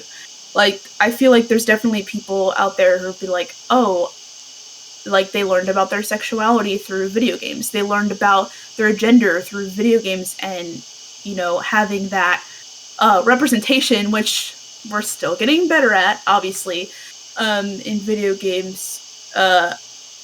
But it's just like learning about yourself in video games is another facet of that, right? You're like, oh, I didn't realize that being attracted to girls was normal. Like, that's just a thing that happens. I learned. It's like you learn that from video games. You learn that from media, books, movies, etc. Like I can attest to like figuring that out from a movie. Like I'm not gonna name the movie, but I will say like I figured it out from a movie and being like, and then the internet confirmed like, hey, that's a real thing that happens, and I was like, oh, you're so right. So I feel like I'm derailing a little, but I also feel like, oh, another thing that I wrote down was actually about like Flash games, which, rest in peace, Adobe Flash. But like, you know, there was a ton of websites back in the day where like Armor Games was a site that I was on a lot as a kid, especially in my mom's work when it was like take your kid to work day, and she would sit me down in another cubicle and I'm opening like Girl Sense on the browser to try and entertain myself while my mom was doing her job. But I like a lot of those little Flash games that just don't exist anymore. Club Penguin, even Webkins, like things that are a huge part of my childhood. Like in, you know, looking back, I'm like, those things taught me a lot. Like, you know, even just the empathy of caring for your Webkins, of having a duffel bag full of plushies that you don't want to throw away. Like that. But that was like a huge part of my childhood, and I feel like I know I'm focusing on like kids right now, really. And obviously there's still stuff to learn. You can learn languages from video games, and obviously other media too. Like I feel like being someone who's now watching anime for the first time as an adult, I'm hearing a lot more of, you know, Japanese and other languages that I'm like I'm processing them differently. You know, even if I'm not necessarily like watching it to learn Japanese, it's still, you know, influencing me and the decisions that I make. So I feel like, you know, obviously not all games are educational. There's the silly pizza surfing related game. But there's you turn around and there's also like I think even the silly ones teach you something, right? Like even Club Penguin, right? Even Webkins, even there was another one I had in mind that I was thinking of that was like a big like web browser game that I can't think of right now. Neopets is a big one. I didn't play a whole lot of Neopets, but I think I've played enough to say that, yeah, like any of those games that you think of and you're like, oh, I played this so much as a kid, even, not on a console, even on a PC, even like, or one of the games I had on my DS was called Style Savvy. Okay. As an adult, I wish I didn't play that because that made it reminded me of my life experience in retail. But the whole game is basically just you're working a women's clothing store and you get to decide, you get to help customers, you get to put on fashion shows, you like design the window displays. And even that's learning. You're learning about fashion, you're learning about your sense of style, you're learning about what helping customers in a retail perspective, which obviously I guess influenced me a little down the line as I have 6 years of women's clothing retail experience. And stuff like even, little things like that, even the early Mario games and the early Zelda games, I think they're teaching you something. Even if you don't realize, and even if I can't pinpoint it right this second, like so many puzzles. Oh my gosh, that's actually funny that you say that, because when I first got Breath of the Wild, I started playing it a little bit before. I had a Switch Lite first, and I got the Switch Lite when Animal Crossing came out. But when, the following year, I got the normal size Switch for Christmas. And so I hooked it up to my TV, and I was still in the middle of Breath of the Wild. I was still in, the beginnings of it. And my dad, I went to, show my dad, even though, he doesn't, he doesn't get it. He worked in an arcade and knows arcade games, but, I don't know. I wasn't sure how much he would understand. And one of the shrines that I was in was one of the labyrinth ones where you have to do the motion controls to get the ball to move around. And I was really struggling with it. And my dad's like, let me try. And he did it 4 times and couldn't get it. And that's another thing, right? It brings people together, right? I know we said that, and that was in the Go video. And I think even just doing it, even playing games with other people is, I think, also another way of just learning. You're learning about someone else. You're learning about playing cooperatively or playing versus. I mean, that's a whole different thing. But definitely playing cooperatively is a big deal, even in tabletop games, in, classic board games like Sorry or Life or anything like that. Those are games that your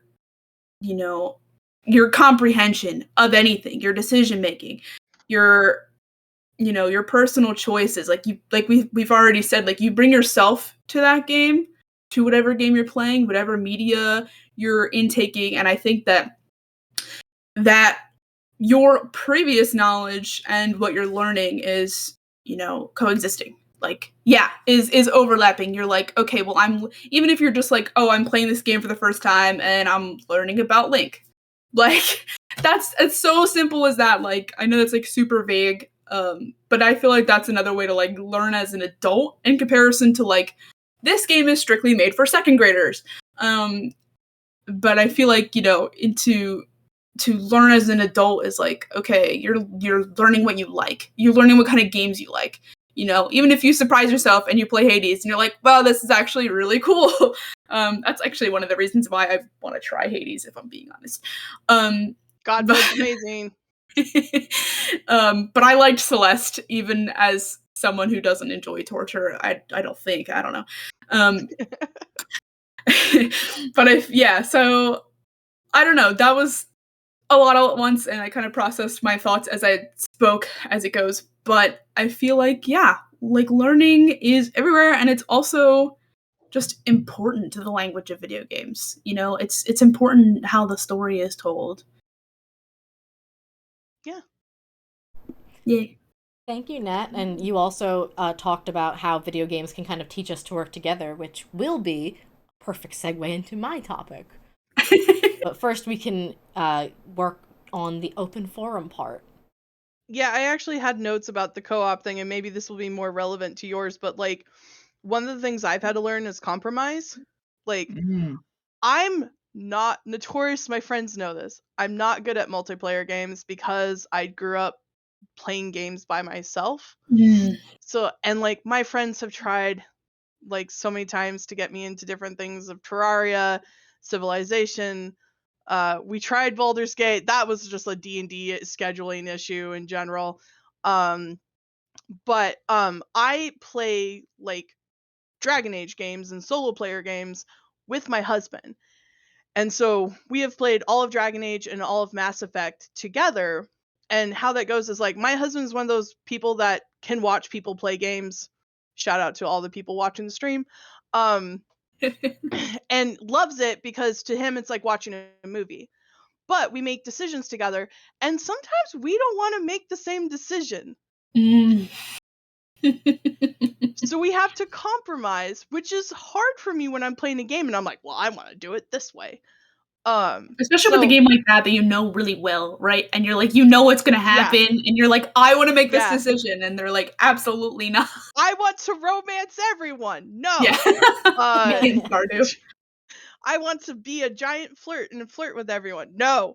But no, that was just a note I pointed out that you learn to compromise. And that's a really important tool. Because you can't always get what you want. That's true. But if you try sometimes, you might find what you need. Oh, why did we do that? Why did we do this? No, Shout out to my friends who have bought me so many multiplayer games to get me to play with them, by the way. Just, I love you guys. I wanted to talk about, Nat, what you said about learning things about yourself via playing video games. Because, you know, we've already talked about, you bring yourself to a game, but what happens when the game brings you up, right? Like, not just like in a, a coming out sense, but like you can learn things about what you like. You can learn things about how the way you move through the world affects other people. And I think that's really interesting. I think the sometimes that gets a little lost in the conversation about learning via gaming. And I think that like learning about people, learning about how to interact with people, learning about yourself, I think all of those things are really important. I thought that was interesting. I agree. I also think that this depends on the kind of game you're playing, of course, but there are certain games that will require you to take on certain specific roles. Probably more multiplayer games than single player games. But whether it's played up and you're deciding whether you want to be front of house or back in the kitchen, or whether it's any sort of MMO and you're deciding, do you want to be DPS, tank, healer? If it's any sort of like team-based online multiplayer game, like are you picking the support class? Are you picking the like sniper class where you can just deal big amounts of damage? Are you out on the front lines? Like there's a lot of things that you can learn about yourself based on what kinds of roles you like to take on. And I think it's important to one, challenge yourself. Like don't always pick the same thing. See what it's like to put on a different pair of shoes for a little bit. I had something else and I lost it, but it'll be back. I definitely I also learned had something about. come to mind and I'm like, nope, can't remember it. That's definitely something I learned about myself when playing Borderlands 2. Because I'm not a huge person who plays like shooty games. But that was one that I really enjoyed, right? And I found myself being like, I wanna get to the end of the story at the very least. Like I wanna know what happens. But I was also like, I played the Siren, which is kind of almost a healing class-esque character. It's not necessarily like the most fighty. But and then my friend who I was playing with, his character had like a mech side support. And as a team, we were doing great. And I was like, I'm so surprised that I keep wanting to. Same with Fortnite recently. Surprised that I keep wanting to go back to it, and I'm like, it's something that I'm learning about myself. Like, oh, I actually enjoy fighting games, or like my boyfriend's very big into video games, right? And he's taught me a lot and shown me a lot. And I'm like, wow, I actually really like Street Fighter. That's crazy, even if it's just button mashing. But it's like another part of like, oh, I'm learning my tastes. I'm learning what I like to do, what I like to play, or like what kind of characters I like to play as. Yeah, I think I definitely also learned, like, when I was first raiding in Final Fantasy, my gut instinct was like, no, I want to be DPS. I don't want to do anything that requires responsibility. And that's a mood. Yeah, and then That's a mood. I started healing, and I realized that I'm really good at it, and that, like, I enjoy it a lot, even though it has a lot of responsibility attached. So yeah, I don't know. I think that, like, there are things that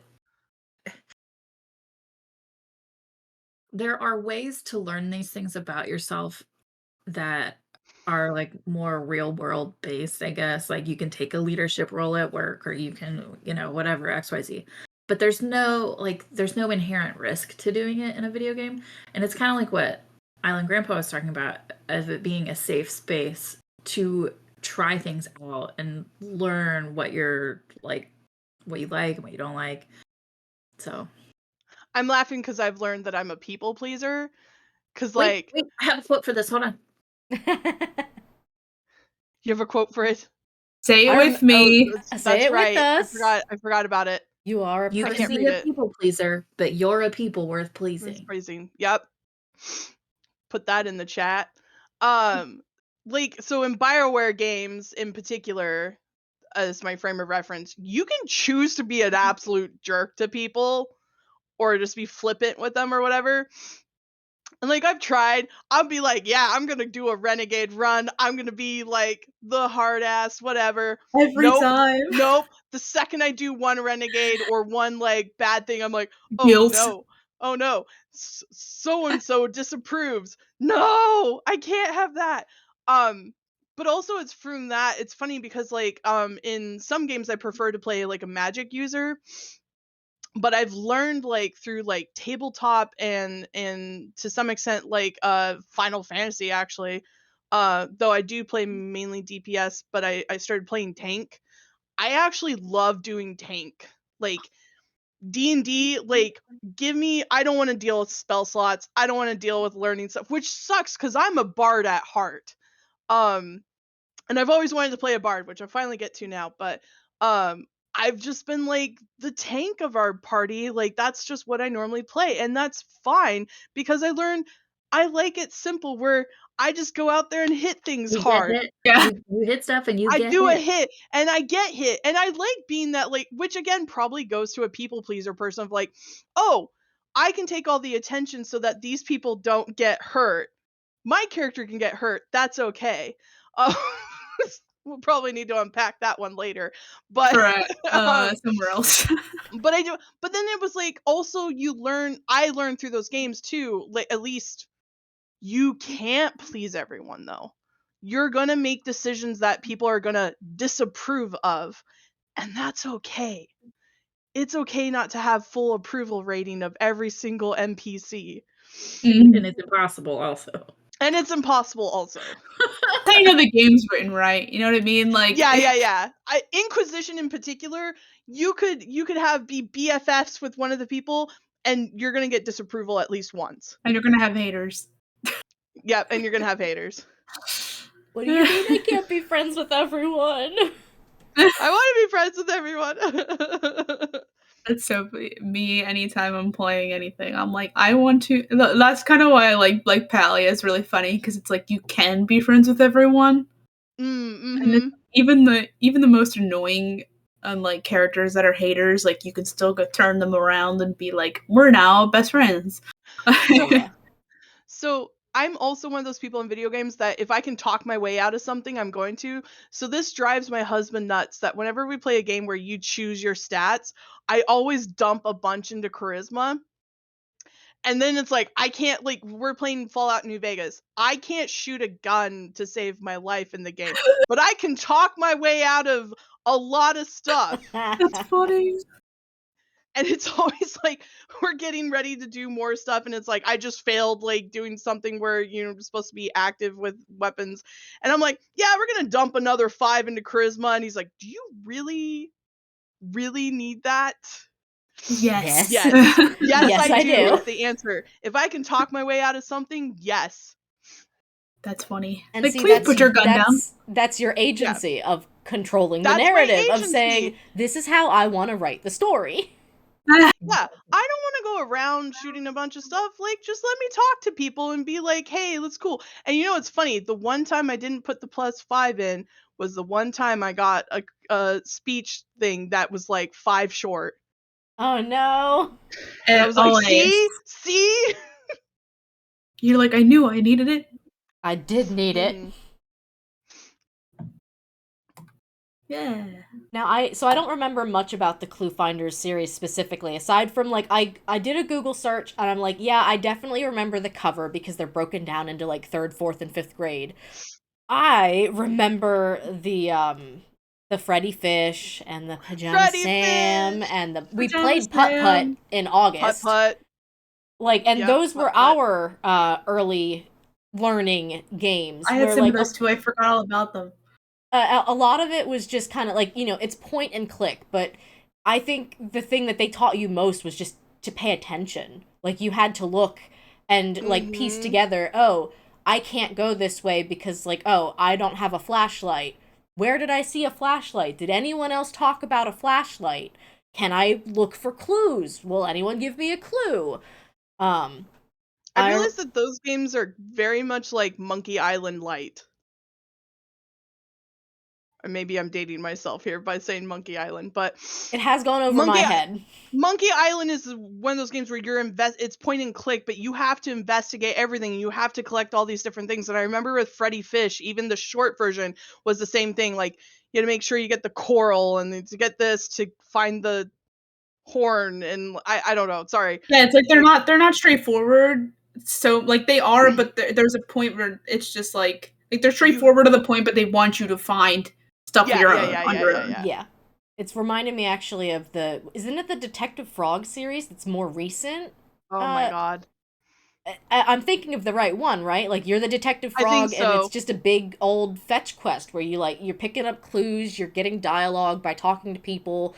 Oh, so-and-so, like, wants a rope, and so-and-so really wants this toothpaste, and, like, it's that wild. It's very silly. I think Mopsy Bebop has a VOD up on YouTube, if you are interested in checking that out. I got called out by someone who plays D&D with me. Sees that you also play charisma heavy classes in D&D. Yep, I do play paladins and bards. Yeah, I feel like I mean, I know I forgot a whole bunch. I definitely remember Putt Putt Joins the Parade as one that I specifically had. I liked And the zoo. we had like a CD that was like one of each game. Like it was Putt Putt, Freddy Fish, and Pajama Sam. Oh, like, Pajama Sam! It was all 3 of them. I don't remember the Pajama Sam one. I remember being afraid of it as a child. Was it Thunder and Lightning Aren't So Frightening? Because I was kind of afraid of that one too. I remember it like involved being in the dark for like the first portion of the game and needed a flashlight, and I was so scared of it. I played these games like probably way older than I should have been to play these games. Like, these games were right. That's why I like prefaced like I am so much younger than you guys that I feel like. But I know these games. Wait, what is this that we just said about don't be embarrassed to be a casual? That's I feel true. like that applies here. You can play a video game whenever you want. That's also That's true. That's true. I want to go I back think we and play actually Clue got Finders. Freddy Fish for free from the hair salon. Well, so I learned that there used to be computer games in cereal boxes as prizes, and I knew that was a thing. But I like listen. I knew that was a thing, but I didn't realize that we had so many of them. Okay, because I used to have Clue as the board game on PC that I was scared of because the British announcer terrified me.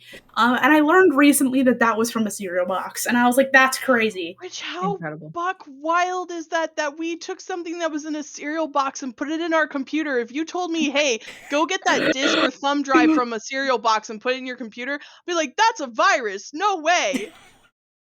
Not in this day and age. I Not love in this our day and IT age. person is probably cringing at this thought. They'd probably give out download codes at this day and age, I'm going to guess. Yeah, that's true. But there's still kind of like some security issues with that. Mm-hmm. But no, we used to get games from the hair salon of all places. That's where we got Freddy Fish. That's funny. From That the is hair pretty funny. salon? Okay. Yeah, from like some insert name hair salon place. Yeah, sure. Okay. Get a free computer game when you get a kid's haircut. Like, it must have just been a way to get people in. Wouldn't that be the best? Like, go to the salon and they're like, okay, which Switch game do you want? Oh my gosh, that would be, yeah. $50 for a haircut to also get a Switch game. Absolutely. Yep. We tangented a little bit. Did chat have anything that they wanted to add about educational stuff in video games? Goes to salon, leaves with Baldur's Gate 3. Yeah, right. World's most expensive haircut. Oh, no, okay. Goes to salon, leaves with The Sims 4 and all DLC. Oh Most my expensive gosh, haircut. yes. That's so true. I don't play Sims very much, but like there's a sale going on right now and I've been like a little tempted, but I'm like, I don't need another time sink right now. Maybe I still wait a little bit. I bought The Sims 4 back when it still cost money, and I never played it. I think I gave the disc to my sister because she's like, I'll play it, and I was like, yeah, go for it. Yeah, I had the original Sims on a disc, and then I didn't play Sims again until I downloaded it on my computer, like PC. I think I paid for it also. I accidentally got a kid in 6th grade not being allowed to get the game. Oh no! Did you announce that it can be R-rated at sometimes? Yeah, his mom. I had a friend who played it, and his mom was in the library and asking us about it. And I was You're like, like, it's yeah, a they little can get into a hot PG-13. tub. I didn't know. I was 6th grade. I just was like, yeah, they can get into a hot tub and stuff. And the mom's like, what? And I was like, I'm Again, gonna leave now. learning in that game is very interesting. Yeah. You know what game just came to mind? Zoombinis. Yo, wait, I had one of those! My mom had Zoombinis on her work computers because she worked in a school library, and so the students were allowed to come in and like play games at certain times. And so every summer we had to go in with her when she was required to work, I think 2 or 3 days over the summer. One of them was to kind of like set up her library, and I just remember we would play Zoombinis. That's so funny. I forgot all about this. This has turned into very much of a nostalgia stream, but you know what? I'm all right with it because my topic is even going to be pretty nostalgia based. King Azurago. I probably butchered that. We call him King. King. That the game that they played as a family was missed, and they even kept notes and stuff. My husband's family did that, which is why my husband's like totally fine like sitting around watching me play games, because that's how they experienced video games as a family, was watching their parents play on a computer. Yeah, we had like a computer room that had like 2 big computers from the early thousands in it, which is I end up sneaking down there for a while to play Pajama Sam. At one point, my parents mistakenly put the computer in my room, and that was a glorious few months of like I would just stay up playing solitaire, listening to music, chat on the internet. This is sidebar, but I just got enough channel points to swipe first, but I am first. I mean, I can put your name up there twice, but I don't know what else you want me to do. I was like, wait, hold on. Why are you telling me this? Like, okay, probably so because... real quick. Go ahead. Oh, sorry. No, go ahead. It's not important. I was going to say real quick, while we're on the nostalgia train, just real quick, because I'm curious, and this is going to date some of us. What was your first PC game, like, that you either like someone gave to you or you bought that, like I'm talking disc. So for me, my first ever PC game that I owned was someone gave me Roller Coaster Tycoon. Mine was Roller Coaster Tycoon. So Wait, hold on. I think I'm not going to speak to the legality of how my uncle came across these copies, but a lot of copies of our PC games were just plain discs with Sharpie on top of them. Wait, Roller Coaster Tycoon was in a cereal box too. Wait, what? It was in Cheerios. Okay, That's amazing. I didn't get the cereal box version. Like my friend's mom bought me and my I don't brother remember. each a video game to go on my aunt and uncle's computer, and mine was Roller Coaster Tycoon, and my brother's was like one of the first Lego games. So mine was either Roller Coaster Tycoon, or we did have, I don't remember if it was the original Tomb Raider or if it was Oh boy. It was a Tomb Raider. I always forget the name of this. It's gonna bother me. I'm gonna share this website here because I found a website that has every game that was in a cereal box. Oh my gosh. That is incredible. Amazing. Actually, Which includes Roller Coaster Tycoon, but I think this picture looks like not the first game. Looks like the second game, maybe. But it's this is so funny. Like, who wants to be a millionaire? I had that. Incredible. Oh my gosh, Spy Fox. Spy Fox. I don't know. Now that I'm thinking about it, I can't think of a single like being gifted a computer game. I just know I had a bunch. So that's the only outside of being older now and like you can gift people stuff on Steam and stuff. But as a kid, that was the only video game that like someone bought me on PC because we never had a PC until I was like 13, 14 years old. And we didn't even have internet for a long time. Like I don't think we got internet till I was like 15. But like for reference, I didn't get my first cell phone till I was like a sophomore in college. So yeah, no, Roller Coaster Tycoon. And I remember I actually got in trouble because we finally got a PC and I went to uninstall the game myself without my aunt's permission. And I can imagine my that went well. My aunt was an IT person, so it was like obviously she's just the one that should have uninstalled the game. It wasn't like as easy of a thing as it is now. But anyway, sorry, that was my like brief memory of Roller Coaster Tycoon. It was Tomb Raider: The Last Revelation that I was thinking of. I just remembered. My family was not a computer gaming type family. So the first PC game that I ever bought was when I bought my computer in 2016. Oh wow. But I do have very distinct memories of going to the library and playing RuneScape and Neopets. Yes. That counts. Okay. When I was probably, I don't know, 10. Yeah, long time. Yeah, apparently, my brother told me recently he has picked up playing RuneScape again. I have another friend who's picked it up again too. No, see, the first game I remember being gifted to was actually Nintendogs because I got a DS. I don't have it anymore. I got rid of it. I had a specialty DS that was rose gold and had a paw print on it and came with Nintendogs. And that was like the first game that I remember being gifted. Like we had a ton of PC games. I have no idea where they came from, and I feel like most of them came from cereal boxes. Adventure Quest. Yep. Well, now that we've thoroughly lost the plot. Yeah, sorry. We did the nostalgia train. It's kind of my fault. I mean, nostalgia train is good because it's also a little bit of a part of my topic. Are we ready? Yeah, I think so. All right. So my topic for today, it leans into what a couple of people have spoken on already. But mine was using video games as a communication tool and looking into the multiple ways that we communicate with each other when we're playing video games. A lot of games make a point out of you need to work with others to succeed. Now, this can be done in a couple of ways. It could be like full collaboration / cooperation. It could be you as a team against a common enemy. I'm kind of thinking like Team Fortress 2, man versus machine. There's a lot of other things that also fit the bill there. It can even be you working as a team against other players. Like, there's a lot of different ways that games make you work together against towards some common goal.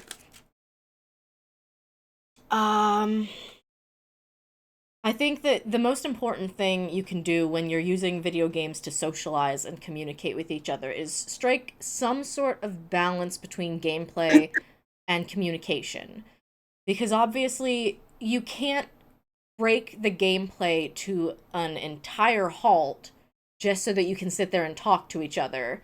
Like, yes, you can pause to communicate in some games, but some, like, if you are in an online competitive game where you are fighting against an enemy team, they're not gonna let you take a time out to be like, nope, hold on, I want to talk to my teammates about what we're doing. So, you don't want to over or under communicate, and sometimes if you try that, it means that you will not succeed.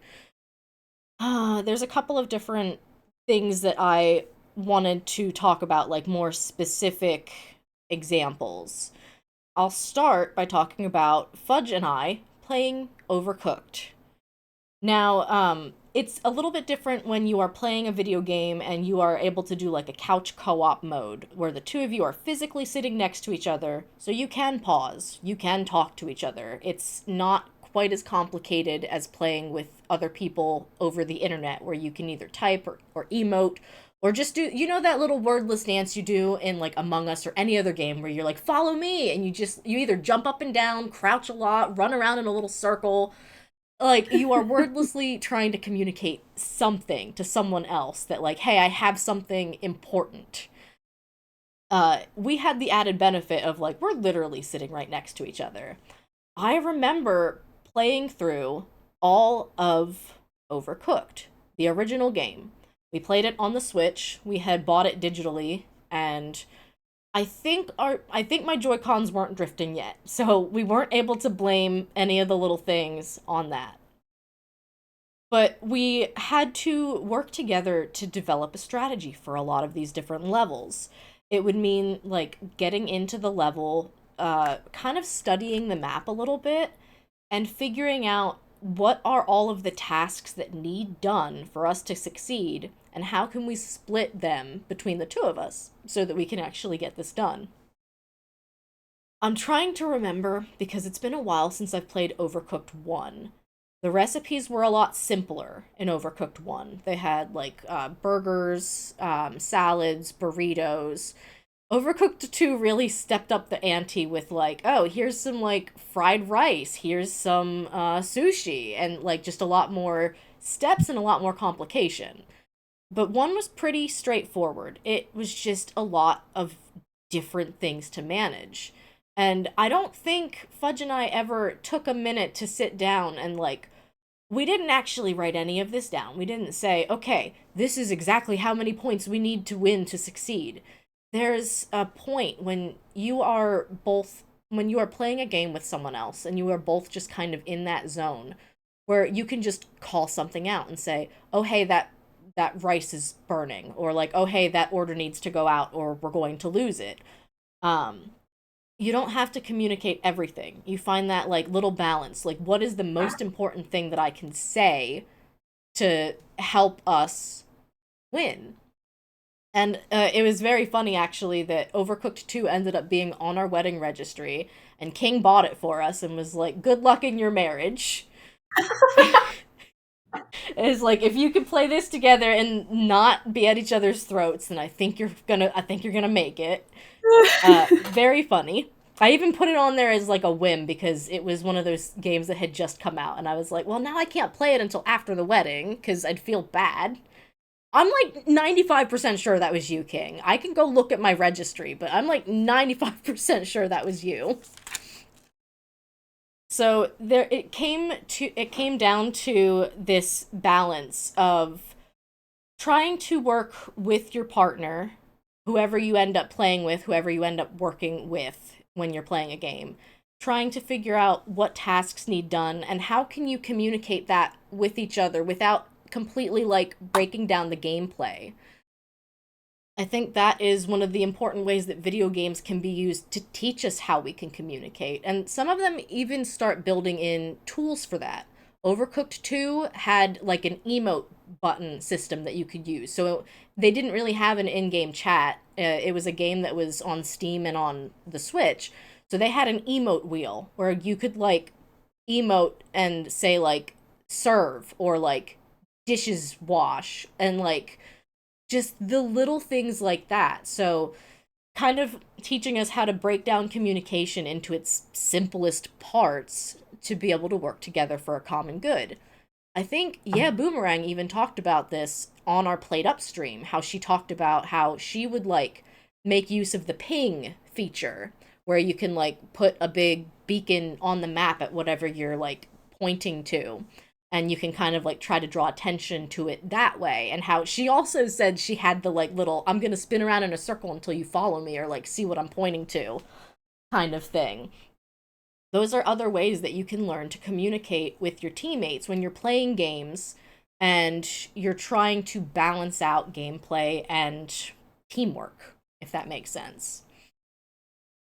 What else? I did start writing notes and then I got really busy at work and I did not finish writing notes, but I do have something else. I've got a couple more points that I can go on about. I can talk about video games as communication probably entirely too much. We talked earlier about Neopets and Club Penguin and some of these other games where there was definitely a communication aspect to it of you are playing this forum-based game online. There are other users that you can interact with, whether you're trying to like talk about one of the mini games that you're playing in Neopets or like share your high score and talk about your strategies, or whether you're trying to barter, like you've got a rare paintbrush that you're trying to sell, or you're looking to buy a girlfriend in RuneScape, or whatever you're trying to do. There was a lot of kind of online community building that went into that. And I'm going to talk a little bit here about the time when King and I ran a Minecraft survival multiplayer server. I don't even know how many hours I have in Minecraft because that was almost all I played through college for a lot of different reasons. But building your own community like that comes with its own set of challenges, but also its own kind of rewards. Because really, you get to decide what the rules and the boundaries are to create this safe, welcoming space for other people. Now, of course, if you're just playing online with randos, you only get to decide what your boundaries are. So, like, if somebody is being, like, obscene toward you or unkind, you can just block them and move on with your life. I give you permission, just block them and move on with your life. Palia has had that issue lately where a lot of people are getting kind of like toxic with each other, and it's just so much easier to put those boundaries in place and say, yeah, I don't want to interact with people who are acting like this, so I just won't. And now, of course, when you're trying to create this space on the internet, it's not always that easy because you want to, again, create this like welcoming and safe place for people to come in. And of course, if you're going to just remove anyone at the first sign of like discomfort, maybe you're not thinking in an unbiased way. So there were some challenges with trying to be a more gentle admin on our server that I ran into, of like wanting to build a community a certain way, but still wanting to bring people in. And so when you are creating a server, you get to communicate these server goals. You get to say, oh, well, we're going to work on this big building project. Do you want to come help us? You get to delegate little tasks to other people if they kind of don't really know what to do, but they want to help. You get to explain your vision and let other people come in and try to help make it a reality, but with their own unique Thumbprint? Yeah, Thumbprint. We did a lot of building projects, actually, and it took me a couple of years to kind of be a less hands-on person. I used to be very micromanagey. I even had, and this was unfortunate because this was after in college where I thought I was doing a lot better, but we had a group project in a class, and pretty much everyone called me bossy in the like feedback to the teacher. And I was just like, yeah, but you guys didn't really do anything. So it's taken a lot of like active and mindful thinking to not fall back into those old ways, to make sure I'm inviting people to work with me in their own way and not just in the way that I see. And that's another thing about like learning to communicate when you're building these spaces, these communities in a video game, or even not in a video game. Like we have the Cool Gamer Retirement Home here, which is our online community where we gripe about having to work and we gripe about capitalism and we just kind of enjoy each other's company and video games and all that it's done to bring us together. There's definitely a lot of community building that can go into games and how you communicate what you want your community to look like with them. Let's see.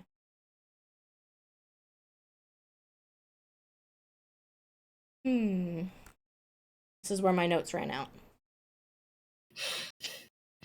That's okay. I think you touched on a lot, though. I think that, especially how you said like you felt like, or you realized you used to be like micromanaging in the Minecraft server and stuff, and that's another learning thing, right? And it's like I mean, it's unlearning, but it's also like, well, okay, how can I, learn? We mentioned like learning to work with others, right? Like, Island Grandpa said, like, I know I had to learn to work better with others in video games, and that's definitely a big part of it. It certainly is, and I even think that there's something to be said about games where like you are kind of competing against someone. Mhm. I played Among Us with Sobeezy and Sekhmet and Boomerang and a bunch of other wonderful people a couple of Sundays ago, and that was a very interesting game, especially because I only knew Boom, Sobeezy, and Sekhmet, and then there were like 8 other people that I had never met before that we were just like thrown together and trying to puzzle solve and communicate and listen to each other and respect each other and not talk over each other. And I think the fact that video games kind of teach us those little bits of social etiquette and of how to communicate these things effectively with each other in such a short period of time, might I add, because you're timed when you're discussing whose body dropped in Among Us. Like, you don't get 30 minutes to sit there and hash it out. You have to kind of like, you have to communicate effectively. And I do think that's one of the things that games gives us is the tools to learn how to communicate quickly and effectively with one another. Another thing I thought about also, especially like this in communication in games, is like, the dialogue options, like whether or not they inform your character, or inform the story, like inform the way that everything progresses. That's still communication, even if it's a solo game, right? Like, well, okay, I'm choosing to play the mean character this time, even if you feel guilty after doing it. Like, that's still communication to some degree, and you're seeing actual consequences of actions when you choose those responses. I can agree with that, yeah. It goes back to learning where you are choosing dialogue options and you are learning in real time what the consequences of those options might be. And, it's helping you to make more informed communication choices anywhere in your life, not specifically within the confines of that video game. Yeah. I have played probably entirely too many games like in a multiplayer setting, and it's because I love the sandbox games more than anything.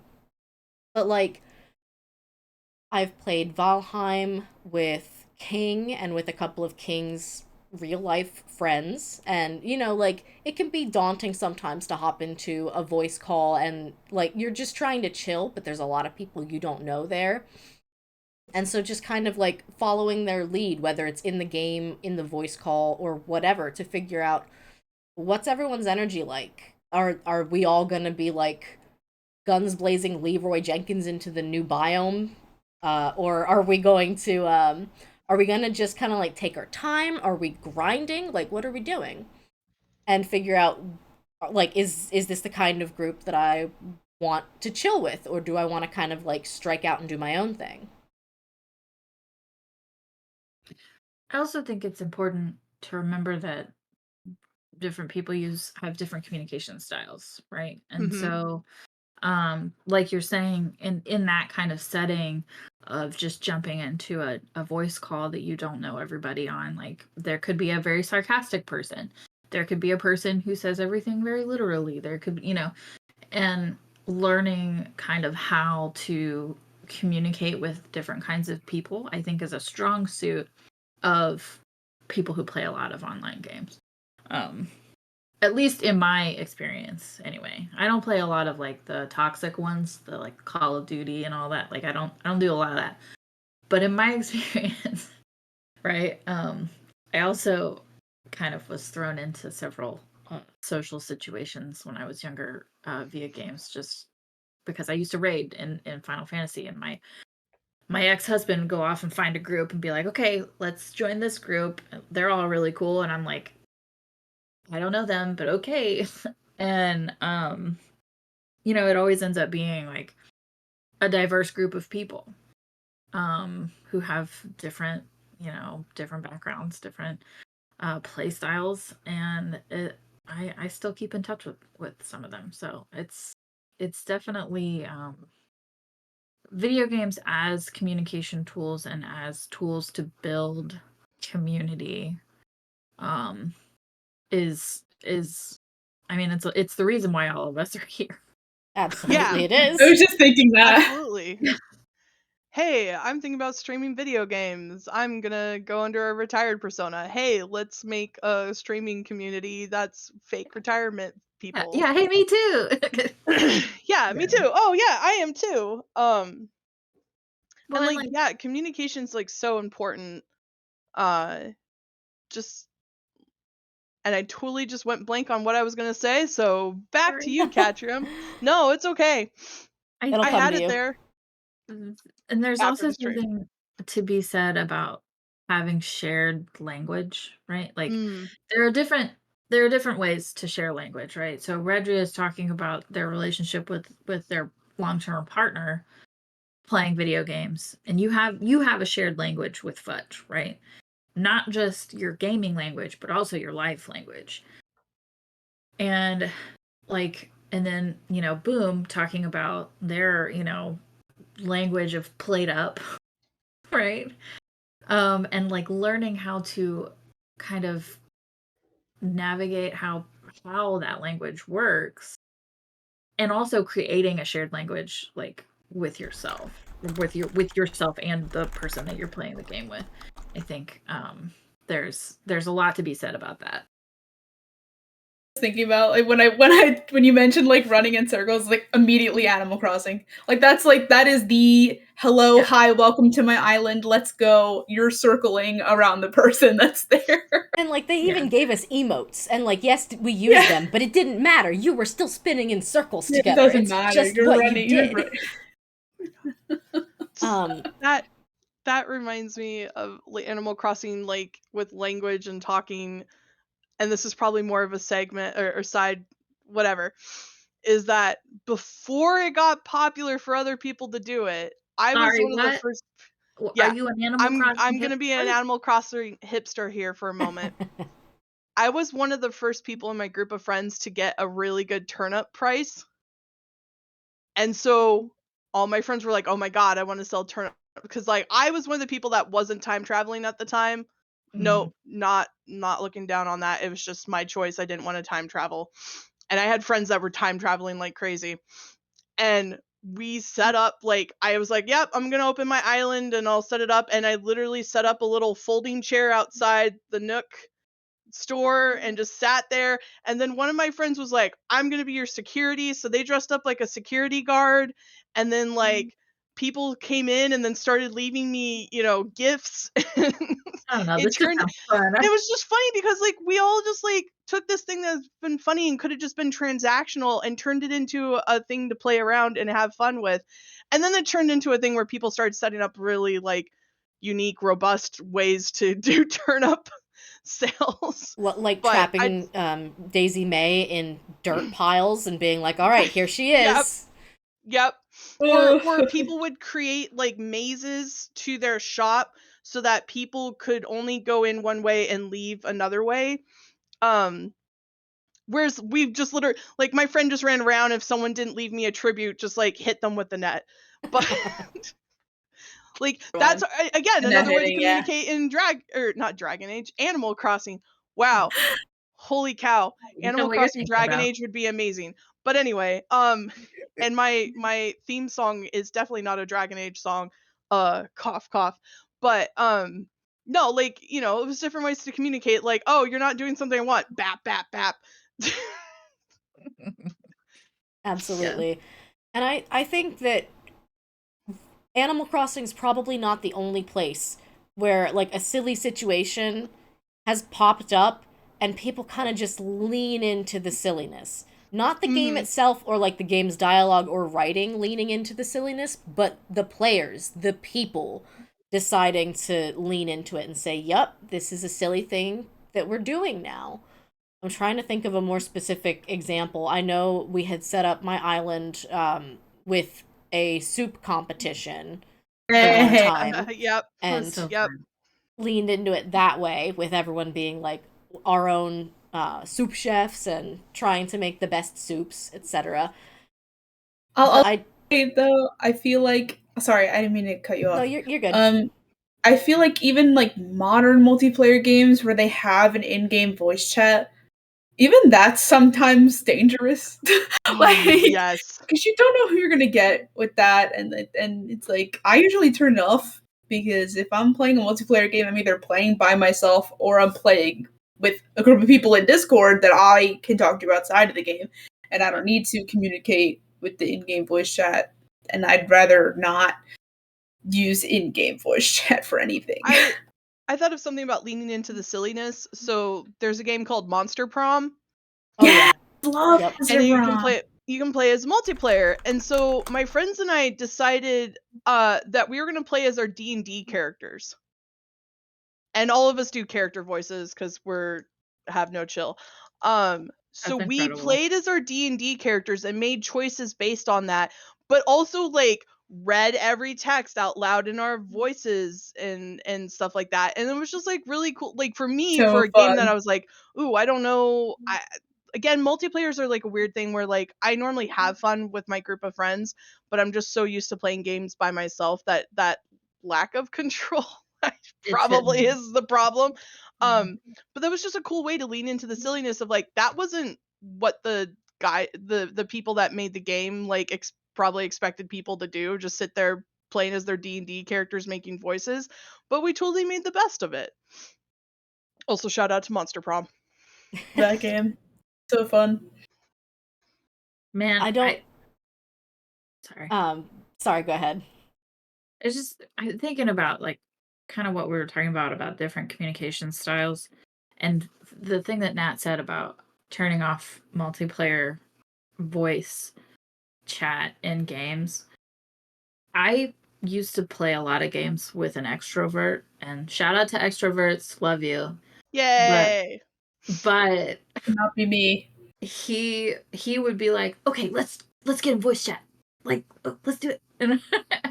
And he would throw me into, and I appreciated it. I appreciated being thrown into like kind of, unknown situations.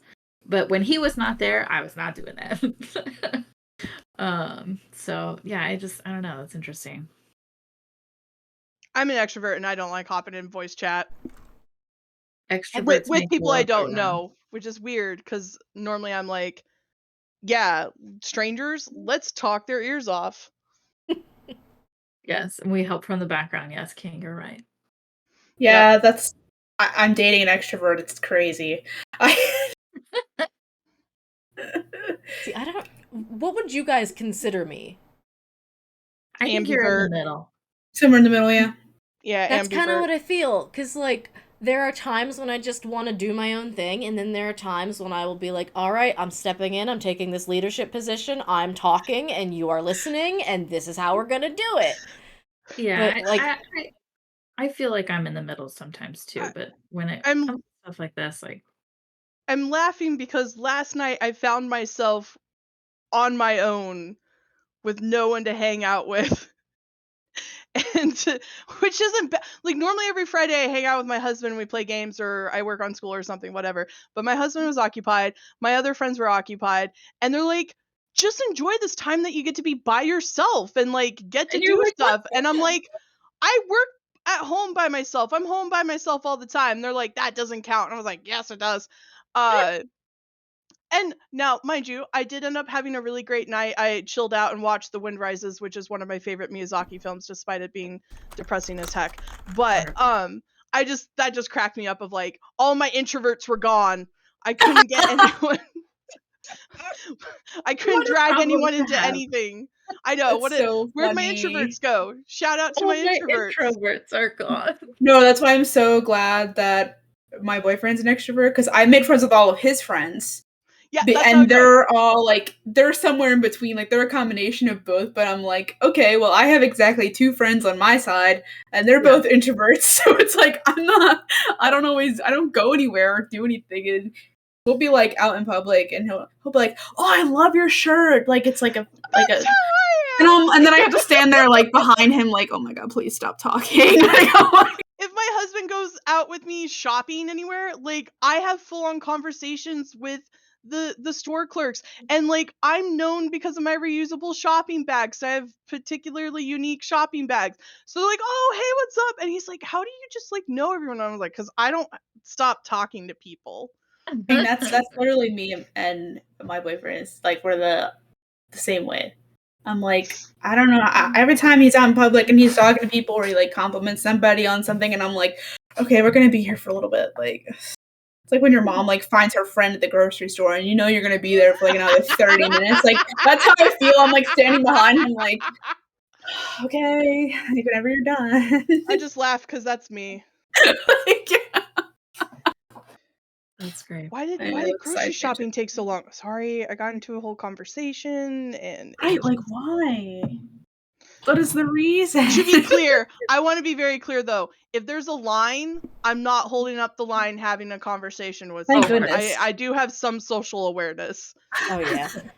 I feel like I'm the kind of person who situationally, if I am in a line and there's someone else there, I will strike up a friendly conversation. I'm not gonna like I'm gonna pass the time by like being sociable with the people who are around me. I will throw out a compliment here and there if it's like, "Oh, I like your shirt," but I don't need to make a whole 10-minute conversation out of it. It can just be a statement that exists by itself. Yeah.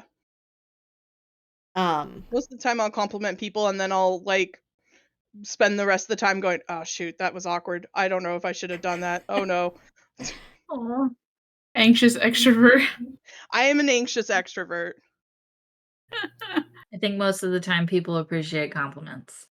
So. I think so too. Sure hope so. What I've heard is that people prefer compliments if it's something that they have more choice over. Like if it's a compliment about like a fashion choice or like a haircut choice. Whereas like if it's something that they don't have agency over, it can read as a little awkward. Yeah, I get a lot of like, so I have green eyes, and sometimes when the sun's really bright, my eyes are brighter colored. And every now and then in public, especially if I'm outdoors or I'm standing near a window, I get a lot of eye compliments. And it's not that it makes me uncomfortable because I've heard it a lot over the years, but I'm also like, yes, my eyes are green. Like, Thank you. This is a like statement. I'm like, yeah, I'm like, this is a fact. That they're like, oh, like your eyes are so pretty. I'm like, yes, thank you. I don't know how to take that kind of compliment because I'm like, this is just me. Like, so yeah, I get that. I didn't do anything to do this. Yeah, they're literally My just here. mom like constantly will go on like anytime I brought someone home to like meet like a friend or whatever. Oh, she's had her beautiful deep brown eyes since the day she was born. I'm like, Thanks, okay. Mom. Yep. Oh my god, remind me to Yep. never meet your mom. That sounds terrifying. Oh, my mom has all sorts of things for me. It's great. So we talked a lot about video games today. We also Yeah. yeah. We Oh, had we're good. we talked about video games, we talked about communication. We went on a little bit of a nostalgic trip, which I think is fair. Like, honestly, how many of the games from the Gamers Outreach trailer did you recognize? I definitely saw that Rocket League game where you're the car playing soccer. I Yep. definitely saw Minecraft Dungeons. I saw Red Dead 2. I think I saw Sea of Thieves. I've never played, but I've definitely seen it. That was Sea of Thieves, yeah. There was another one in there that I outwardly recognized, but I can't think of it right Was now. the first one was that Red Dead 2 was the first one, or was that What was the guy riding the horse? Last of Us? Yeah, that was Red Dead. That's the only reason I even know it because I've never played those. It's funny though That's the how first one. I feel like that trailer still kind of encompassed a theme of like nostalgia somehow, even though the games weren't really that old. It was just something about the overall like feeling of the video. Yeah. Yeah, I think a lot of like the way they cut it together and stuff. I think maybe Forza was in that, the one racing game they were playing. Oh, was I Forza. think you're right. I think that was Forza. Oh yeah. Like they're obviously all Xbox related games, but right. It was still really cool to see for sure. Of like even games that have been out forever, like there's still people playing it and playing those games as healing, as coping, as learning, as everything that we've said. It's just really, I think that was another reason why it was kind of a tearjerker besides the overall theme, obviously. And just shout out to Gamers Outreach for doing such a cool thing. I agree. Absolutely. Agreed. We were kind of blown away when I got the email out of the blue, out of left field, an email from our Gamers Outreach contact saying that he had seen and like heard of some of what the Cool Gamer Retirement Home had done. I don't know if it was from September or from our participation and contributions during Thankmas, but to get a customized PowerPoint with like, hey, you guys could raise enough money for a go-kart. Now, granted, it's $3,700, so that is like the to the moon stretch goal. Whatever money we raise is still gonna go towards a good cause. Yeah. I actually think we already have enough money to buy a backup console for one of the go-karts, which I think is incredible. Oh, that's wonderful. And then anything else we raise can go towards, I forget what they call them specifically, but they are like vending machines that have toys, like fidget toys, stim toys, little things like that. And these vending machines get built in the hospitals and then they get like restocked every now and then. Hi, really cool vending machine. That's really cool. And I am just like blown away already by how much money we have raised. We are a little over a week into March. We are at $361 raised. Let's go. Woo. And we Shout also out to Anonymous first. We also that was on mine. I don't know who that was. Still, you don't know who that was? Oh no, I was saying on mine for the $1 I've raised. Oh, so I jokingly put a thing out there for first, and Anonymous grabbed first. That's incredible. Congratulations to Anonymous. We also did get a $100 anonymous donation after the Played Up stream, which was just completely mind-blowing. It's so cool. If you're out there, thank you. You're great. Thank you. Thank you. Rah, we're gonna find you. We're going to find you. No, thank you and so we much. will Like, thank seriously, you. anyone who has supported us, like, thank you. Like, whether it's through monetary donations or sharing links, showing up to streams, participating in our community, like all of it is amazing, and we welcome all of it. because And without we laugh about $1 anonymous donation, but that dollar yeah. also counts. Yeah, no, that dollar totally yeah. counts. I want to be clear. I'm not throwing shade on $1 donation. I just thought it was I know funny you're not. that I put it as Yeah, a it's thing, like and it's bragging rights for claiming first, and they were like, and it's I don't anonymous. want you to know who I was. But truly, we wouldn't be who we are as a stream community without our community. Yeah. Absolutely. And have these opportunities to do streams and raise money for like gamers outreach and stuff. Now, I do know that Based Windu is going to be doing a Fall Guys stream next Thursday, and I really like the mindset they have was, of course, like, you can show up, you can support financially, you can support by lurking, you can support by just being a positive presence in the stream. But he also has some challenges where if you can dethrone him in some of the, like, Fall Guys finals, you will win a prize. It's like he's paying for losing. So I would absolutely love to see people show up and dethrone Based Windu, but also good luck. Good luck. Also, good luck. Like, Fall Guys King. Absolute Fall Guys king, and loves to teach people how to play. Like, there's no gatekeeping. Like, he's got YouTube videos out there of just like, here's how to play Fall Guys. Here's what, like, you can do for each different level. Definitely has the meta pretty well understood. I'm impressed. And then, of course, we actually have Sobeezy, who's going to be hosting the first of 2 Mario Party streams tomorrow, and I will be playing. Also, first time ever. I've never Also, played. I'm doing Mario Kart in the afternoon before that. Oh, that's right. What time are you going live with your cart and art? 10 a.m. 10 Probably a.m. starting with art because I think it's going to be too early. When is the No, Raft stream? Monday. Yeah, Raft is Monday night. I figured at some point we'd go around and talk about all the Do different it. streams that are coming Yeah. up. Oh, yeah. We have a lot, and they're going to be really fun. Yeah. Actually don't have the schedule up at the moment. I was going to say, we need, like, I we should can have made pull an it up right official now. calendar. We use, like, Google Calendar next time. That's what I thought that's what we've been using. I was going based off of Google Calendar. We do have a Google Calendar. Oh, I've only seen the sheets. It's in the pinned Oh, things no, in it's a our calendar chat. that's in the spreadsheet. Oh. So I forgot that you can actually go into the app Google Calendar and, like, fill all of those things in. So that is a thing you can do. Yeah. So, where are we? We are at composed. So yeah, there's Nadigan is doing art and Mario Kart. There's Mario Party with Sabreeze. And then Monday, Shroud Squad with King and Sekhmet. And Raft with Catrium and Nadigan, which I'll let you guys talk about your stuff. Yippee! But we got all sorts of stuff. We've got Pokemon coming up. We've got Fall Guys. We've got Dragon Age Inquisition, Stardew, Spelunky, all sorts of stuff coming up.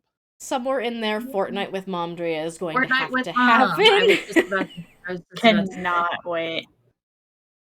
Did I tell you guys that, like, the night after I was like, yeah, I guess we're gonna be playing Fortnite, she was like, yeah, how do I install Fortnite? And I said, you have to go get Epic Games Launcher. And then, like, I don't know, 20 minutes later, she's like, oh, I got Fortnite installed. And I'm just like, what? Like, she's smart. And I'm not saying this to be funny, Mom, but, like, a lot of people would need a step-by-step of, like, okay, I've installed Epic Games. How do I open it? How do I use it? But you didn't need that. You just were like, install, open, Fortnite, install. Here's a secret. That would be me. I had to send a bunch of links to Catrium about us modding Stardew. Okay. To be fair, that's modding a whole Stardew's other a little- bag of tricks. Yeah, it's a little bit more complicated when you're modding. I still had trouble, like, trying to walk everyone through.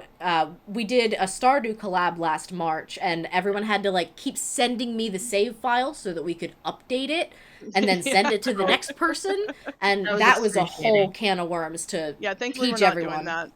Yeah. But you know what? We did it, and we raised good money for One Earth, and we're raising damn good money for Gamers Outreach. I'm so blown away by how much the community's given. Just a reminder so that cool. any other donations we get today we are doing donation matching. Toasty Baguette 13 was scheduled to join us today during our panel of Composed, and unfortunately some real life things cropped up where they were unable to make it. And so we are looking to help Toasty and celebrate how generous the community is. So any donations we get today, up to $100, we are going to match that and put it toward the GoFundMe.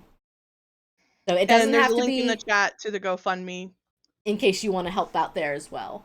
It doesn't have to be during stream. It can be at just any time today. Any donations we get for CGRH Go, up to $100, we're going to match. Yeah. And so far we're at 50, thanks to the Clear Note. Thank you, the Clear Note. And shout out to Toasty. We love you. We love you, Toasty. Does chat have anything they want to add to our discussion today? You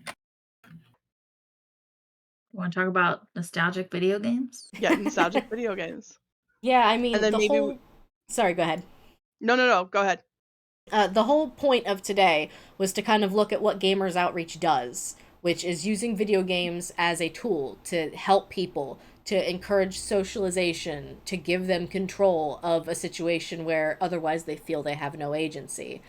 And the whole point of what we were talking about today was looking at how video games can be used as their own kind of language. We talked about the different kinds of stories that video games can tell, and that books are good, but games are also good.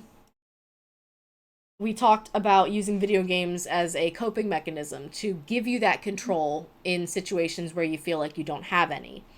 We talked about using video games not just as an educational tool, but also as a way to learn about you, about how you interact with the world around you, about how you want to be perceived.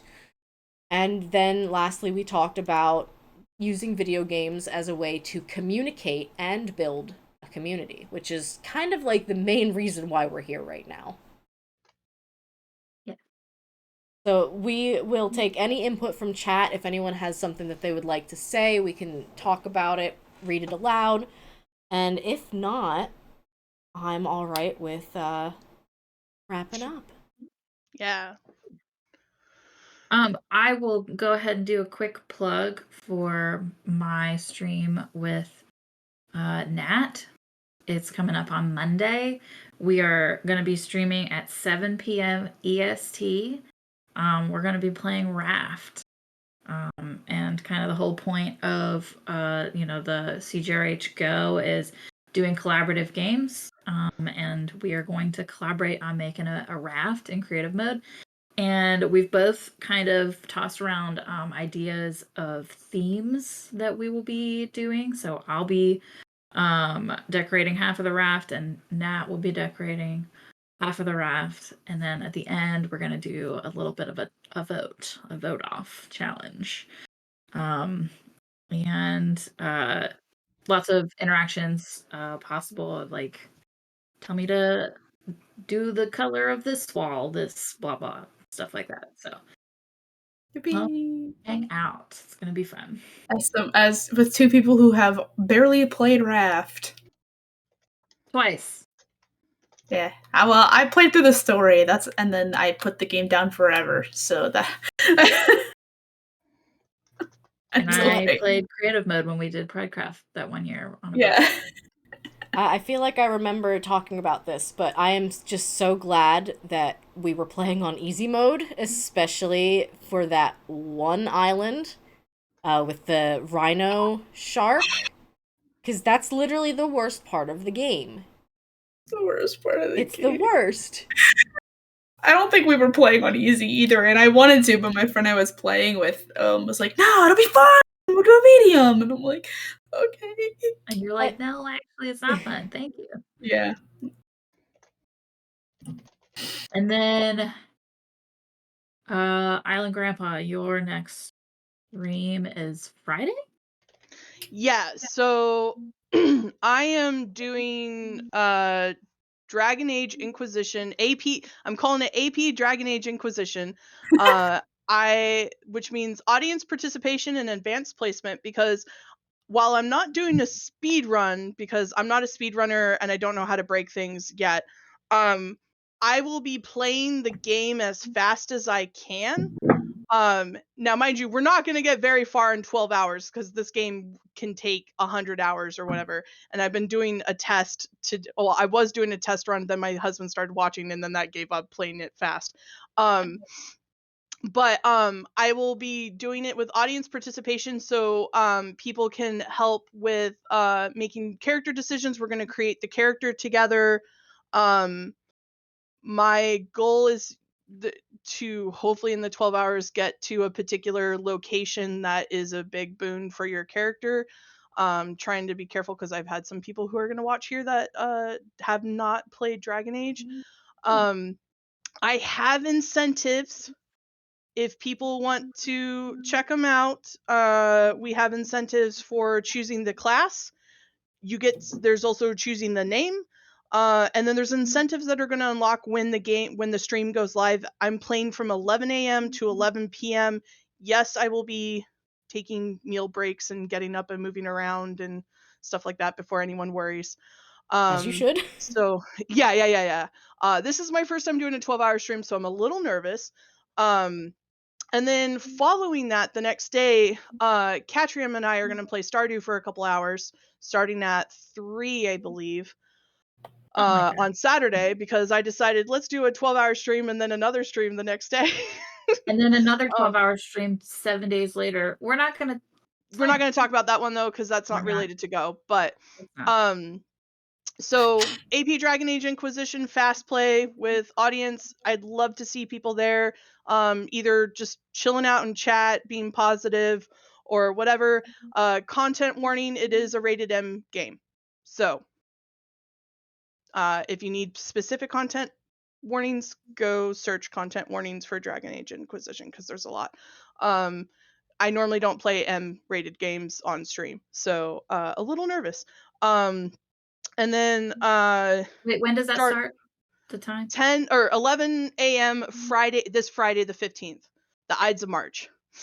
And then Stardew Valley with Catrium, which we have incentives also for that, naming characters or animals. Name our pigs. You can also pick a crop for us to focus on. You can also pick for an activity for us to focus on. So if you want us to fish, please don't select fishing for me. Don't select fishing. I'm gonna select you fishing. didn't I'm do the fish sorry. mod? You did all those mods and you didn't do the fish mod? No. We're still selecting which mods we want to do. Okay, you should do the fishing mod. I know. I have it on my. It easy automatically fishing. catches for you. You just catch. It just catches. You don't have just to do catch the fishing fish. minigame. You still have to click the button to catch it, but you catch it automatically. I figure you and I will discuss what mods we want to use. We will be playing modded Stardew because we want to just have fun and chill out for a couple hours. Mood. And I think the third thing is a different thing. We'll keep an eye out on Catrium and my socials for that one. But I've talked way too long about this now. Also, before all that, tomorrow morning, bright and early, I want to be playing. I'm doing my charity art, so I have the letter G out of CG, RH, and Go. I have the letter G. I've already did 3 little guys, but everyone who donates during my stream gets to pick a little guy that goes on the art, and if not, I'll be filling it in with my own personal list of little guys. And then I'll be doing that for a little while, and probably somewhere around noon or 11:30, I'm going to switch to playing Mario Kart with chat. Nice. So if you have Mario Kart, you should come by and we can. You can probably beat me because I'm not very good. And then you two have your raft stream the following day on Monday. Yeah. Monday at 6? 7. We're just I gonna can play a read lot our of video thing, games over the We're past. just gonna Just playing so many games. There's a lot of video games. It's gonna be we great. also have tomorrow after Natigan, we have Mario Party with Sobreeze. And then Monday morning, we have Shroud Squad with King and Sekhmet. On Tuesday, we have Final Fantasy at 6. Is that your thing, Catrium? Yeah, that's me and Sekhmet and Biscuit, and I think Biscuit's brother now. I think so. and Sekhmet's friend Hey Meadow. Sweet. The next day after that, on Wednesday, is going to be Pokemon with Mopsy Bebop. Then Thursday we've got Windu with Windu with Fall Guys. I can't talk anymore. Here, I'll link the blog post. Yeah, why don't we link the actual thing that Regier spent so much time making? Yes. The playbill. I love the playbill. Some of the dates, some of the streams on the playbill are still listed as TBD, so definitely be checking our Discord and checking our socials. I know Shay is now scheduled for Saturday the 16th.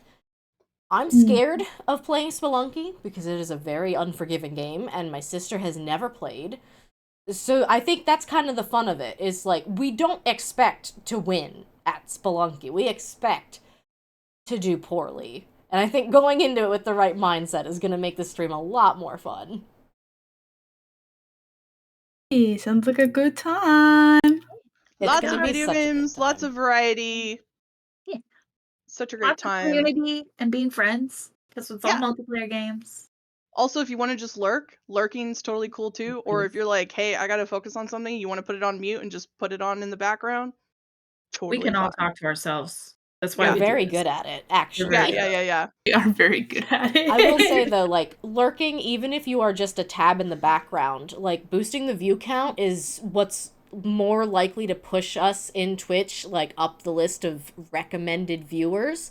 Like, it can literally, one viewer number can make a difference between, like, that extra visibility. So, to all of those lurkers out there, thank you so much. We really appreciate you.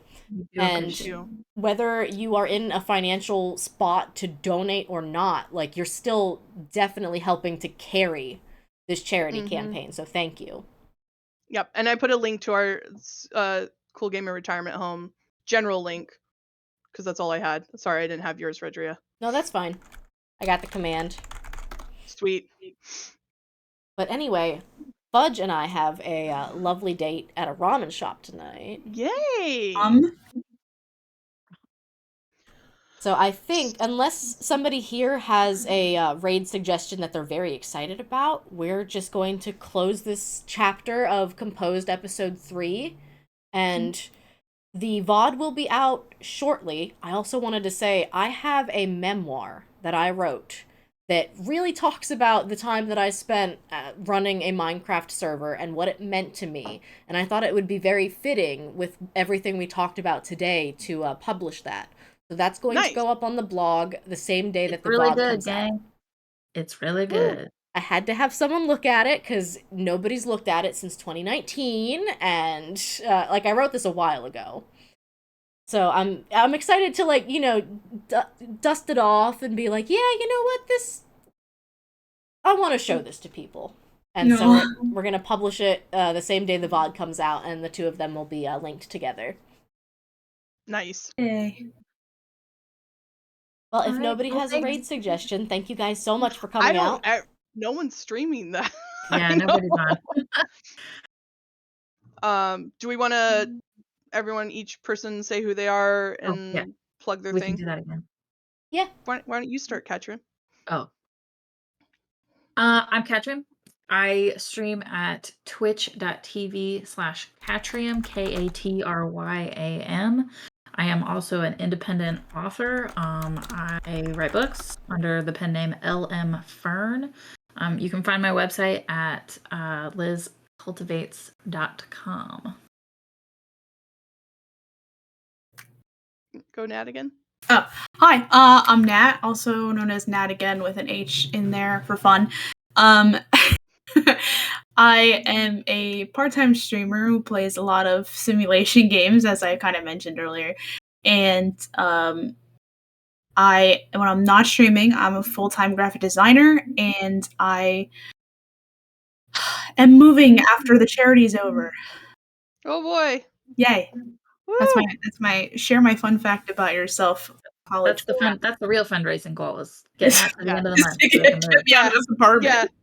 Yeah. Hi, Buckaroos. I'm Island Grandpa. I'm on Twitch at twitch.tv, Island_Grandpa. I am coming back to streaming this month. I've been kind of on a hiatus for like a year because I'm finishing school. We'll see what happens after March. I don't know. But at least for the month of March, I'm back. I mainly play RPGs and adventure games like Zelda, occasionally some Final Fantasy, Undertale. Like I said, I've got Dragon Age coming up and some Stardew Valley. Also, I'm near 100 followers. There's going to be a giveaway for that. I don't know what yet, but keep an eye on our Discord channel for that.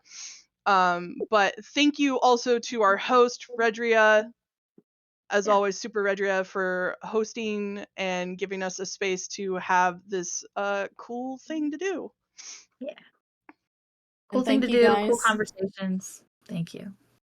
It's honestly, it's been kind of nice to have a podcast where we can come up with ideas and then just put them on the back burner and say, you know what, maybe in 4 months, maybe we'll have another episode. Like, it's the chillest, it is the lowest pressure thing where we can give our brains a little bit of time to think about these different topics. This is actually the quickest we've had a new episode come out, but it was specifically for the charity. And we were all everyone's always excited to talk about video games. Like, it's hard not to get excited about something that's such a big part of our lives. Yep. But I digress. I'm Super Redria64. I go by Redria. Full-time scientist, part-time streamer. You know how the song goes. If you've been on the channel, you know that I literally cannot stop whistling, so please don't ask. I play a lot of farming sims, sandbox games, and platformers. I like the nostalgia of the Rune Factory series specifically. So if you are enjoying, if you enjoy farming sims with a little bit of RPG elements thrown in, that's probably the perfect game for you to come by and lurk. I'm on second shift now, so usually during the week, you can catch me in the mornings. You can work and lurk. And on weekends, if you see me, you see me. I think that's everything we have. So thanks again for all of the support today. I had a lot of fun talking about video games and taking a trip down memory lane. Yeah, look forward to Nat Again's Cart and Art stream tomorrow starting at 10 a.m. And don't forget don't forget daylight savings. Because we do have some international folks who do not do daylight savings, and so that means that the time has changed. Yeah, it's tomorrow. No, I forgot. This is your reminder that daylight savings is in fact happening. I'm sorry. It's okay. But that's all the time we have for today, because I've got a ramen shop calling my name. So, say it with me. Keep going and growing. And I'll see you guys next time. Bye! Bye!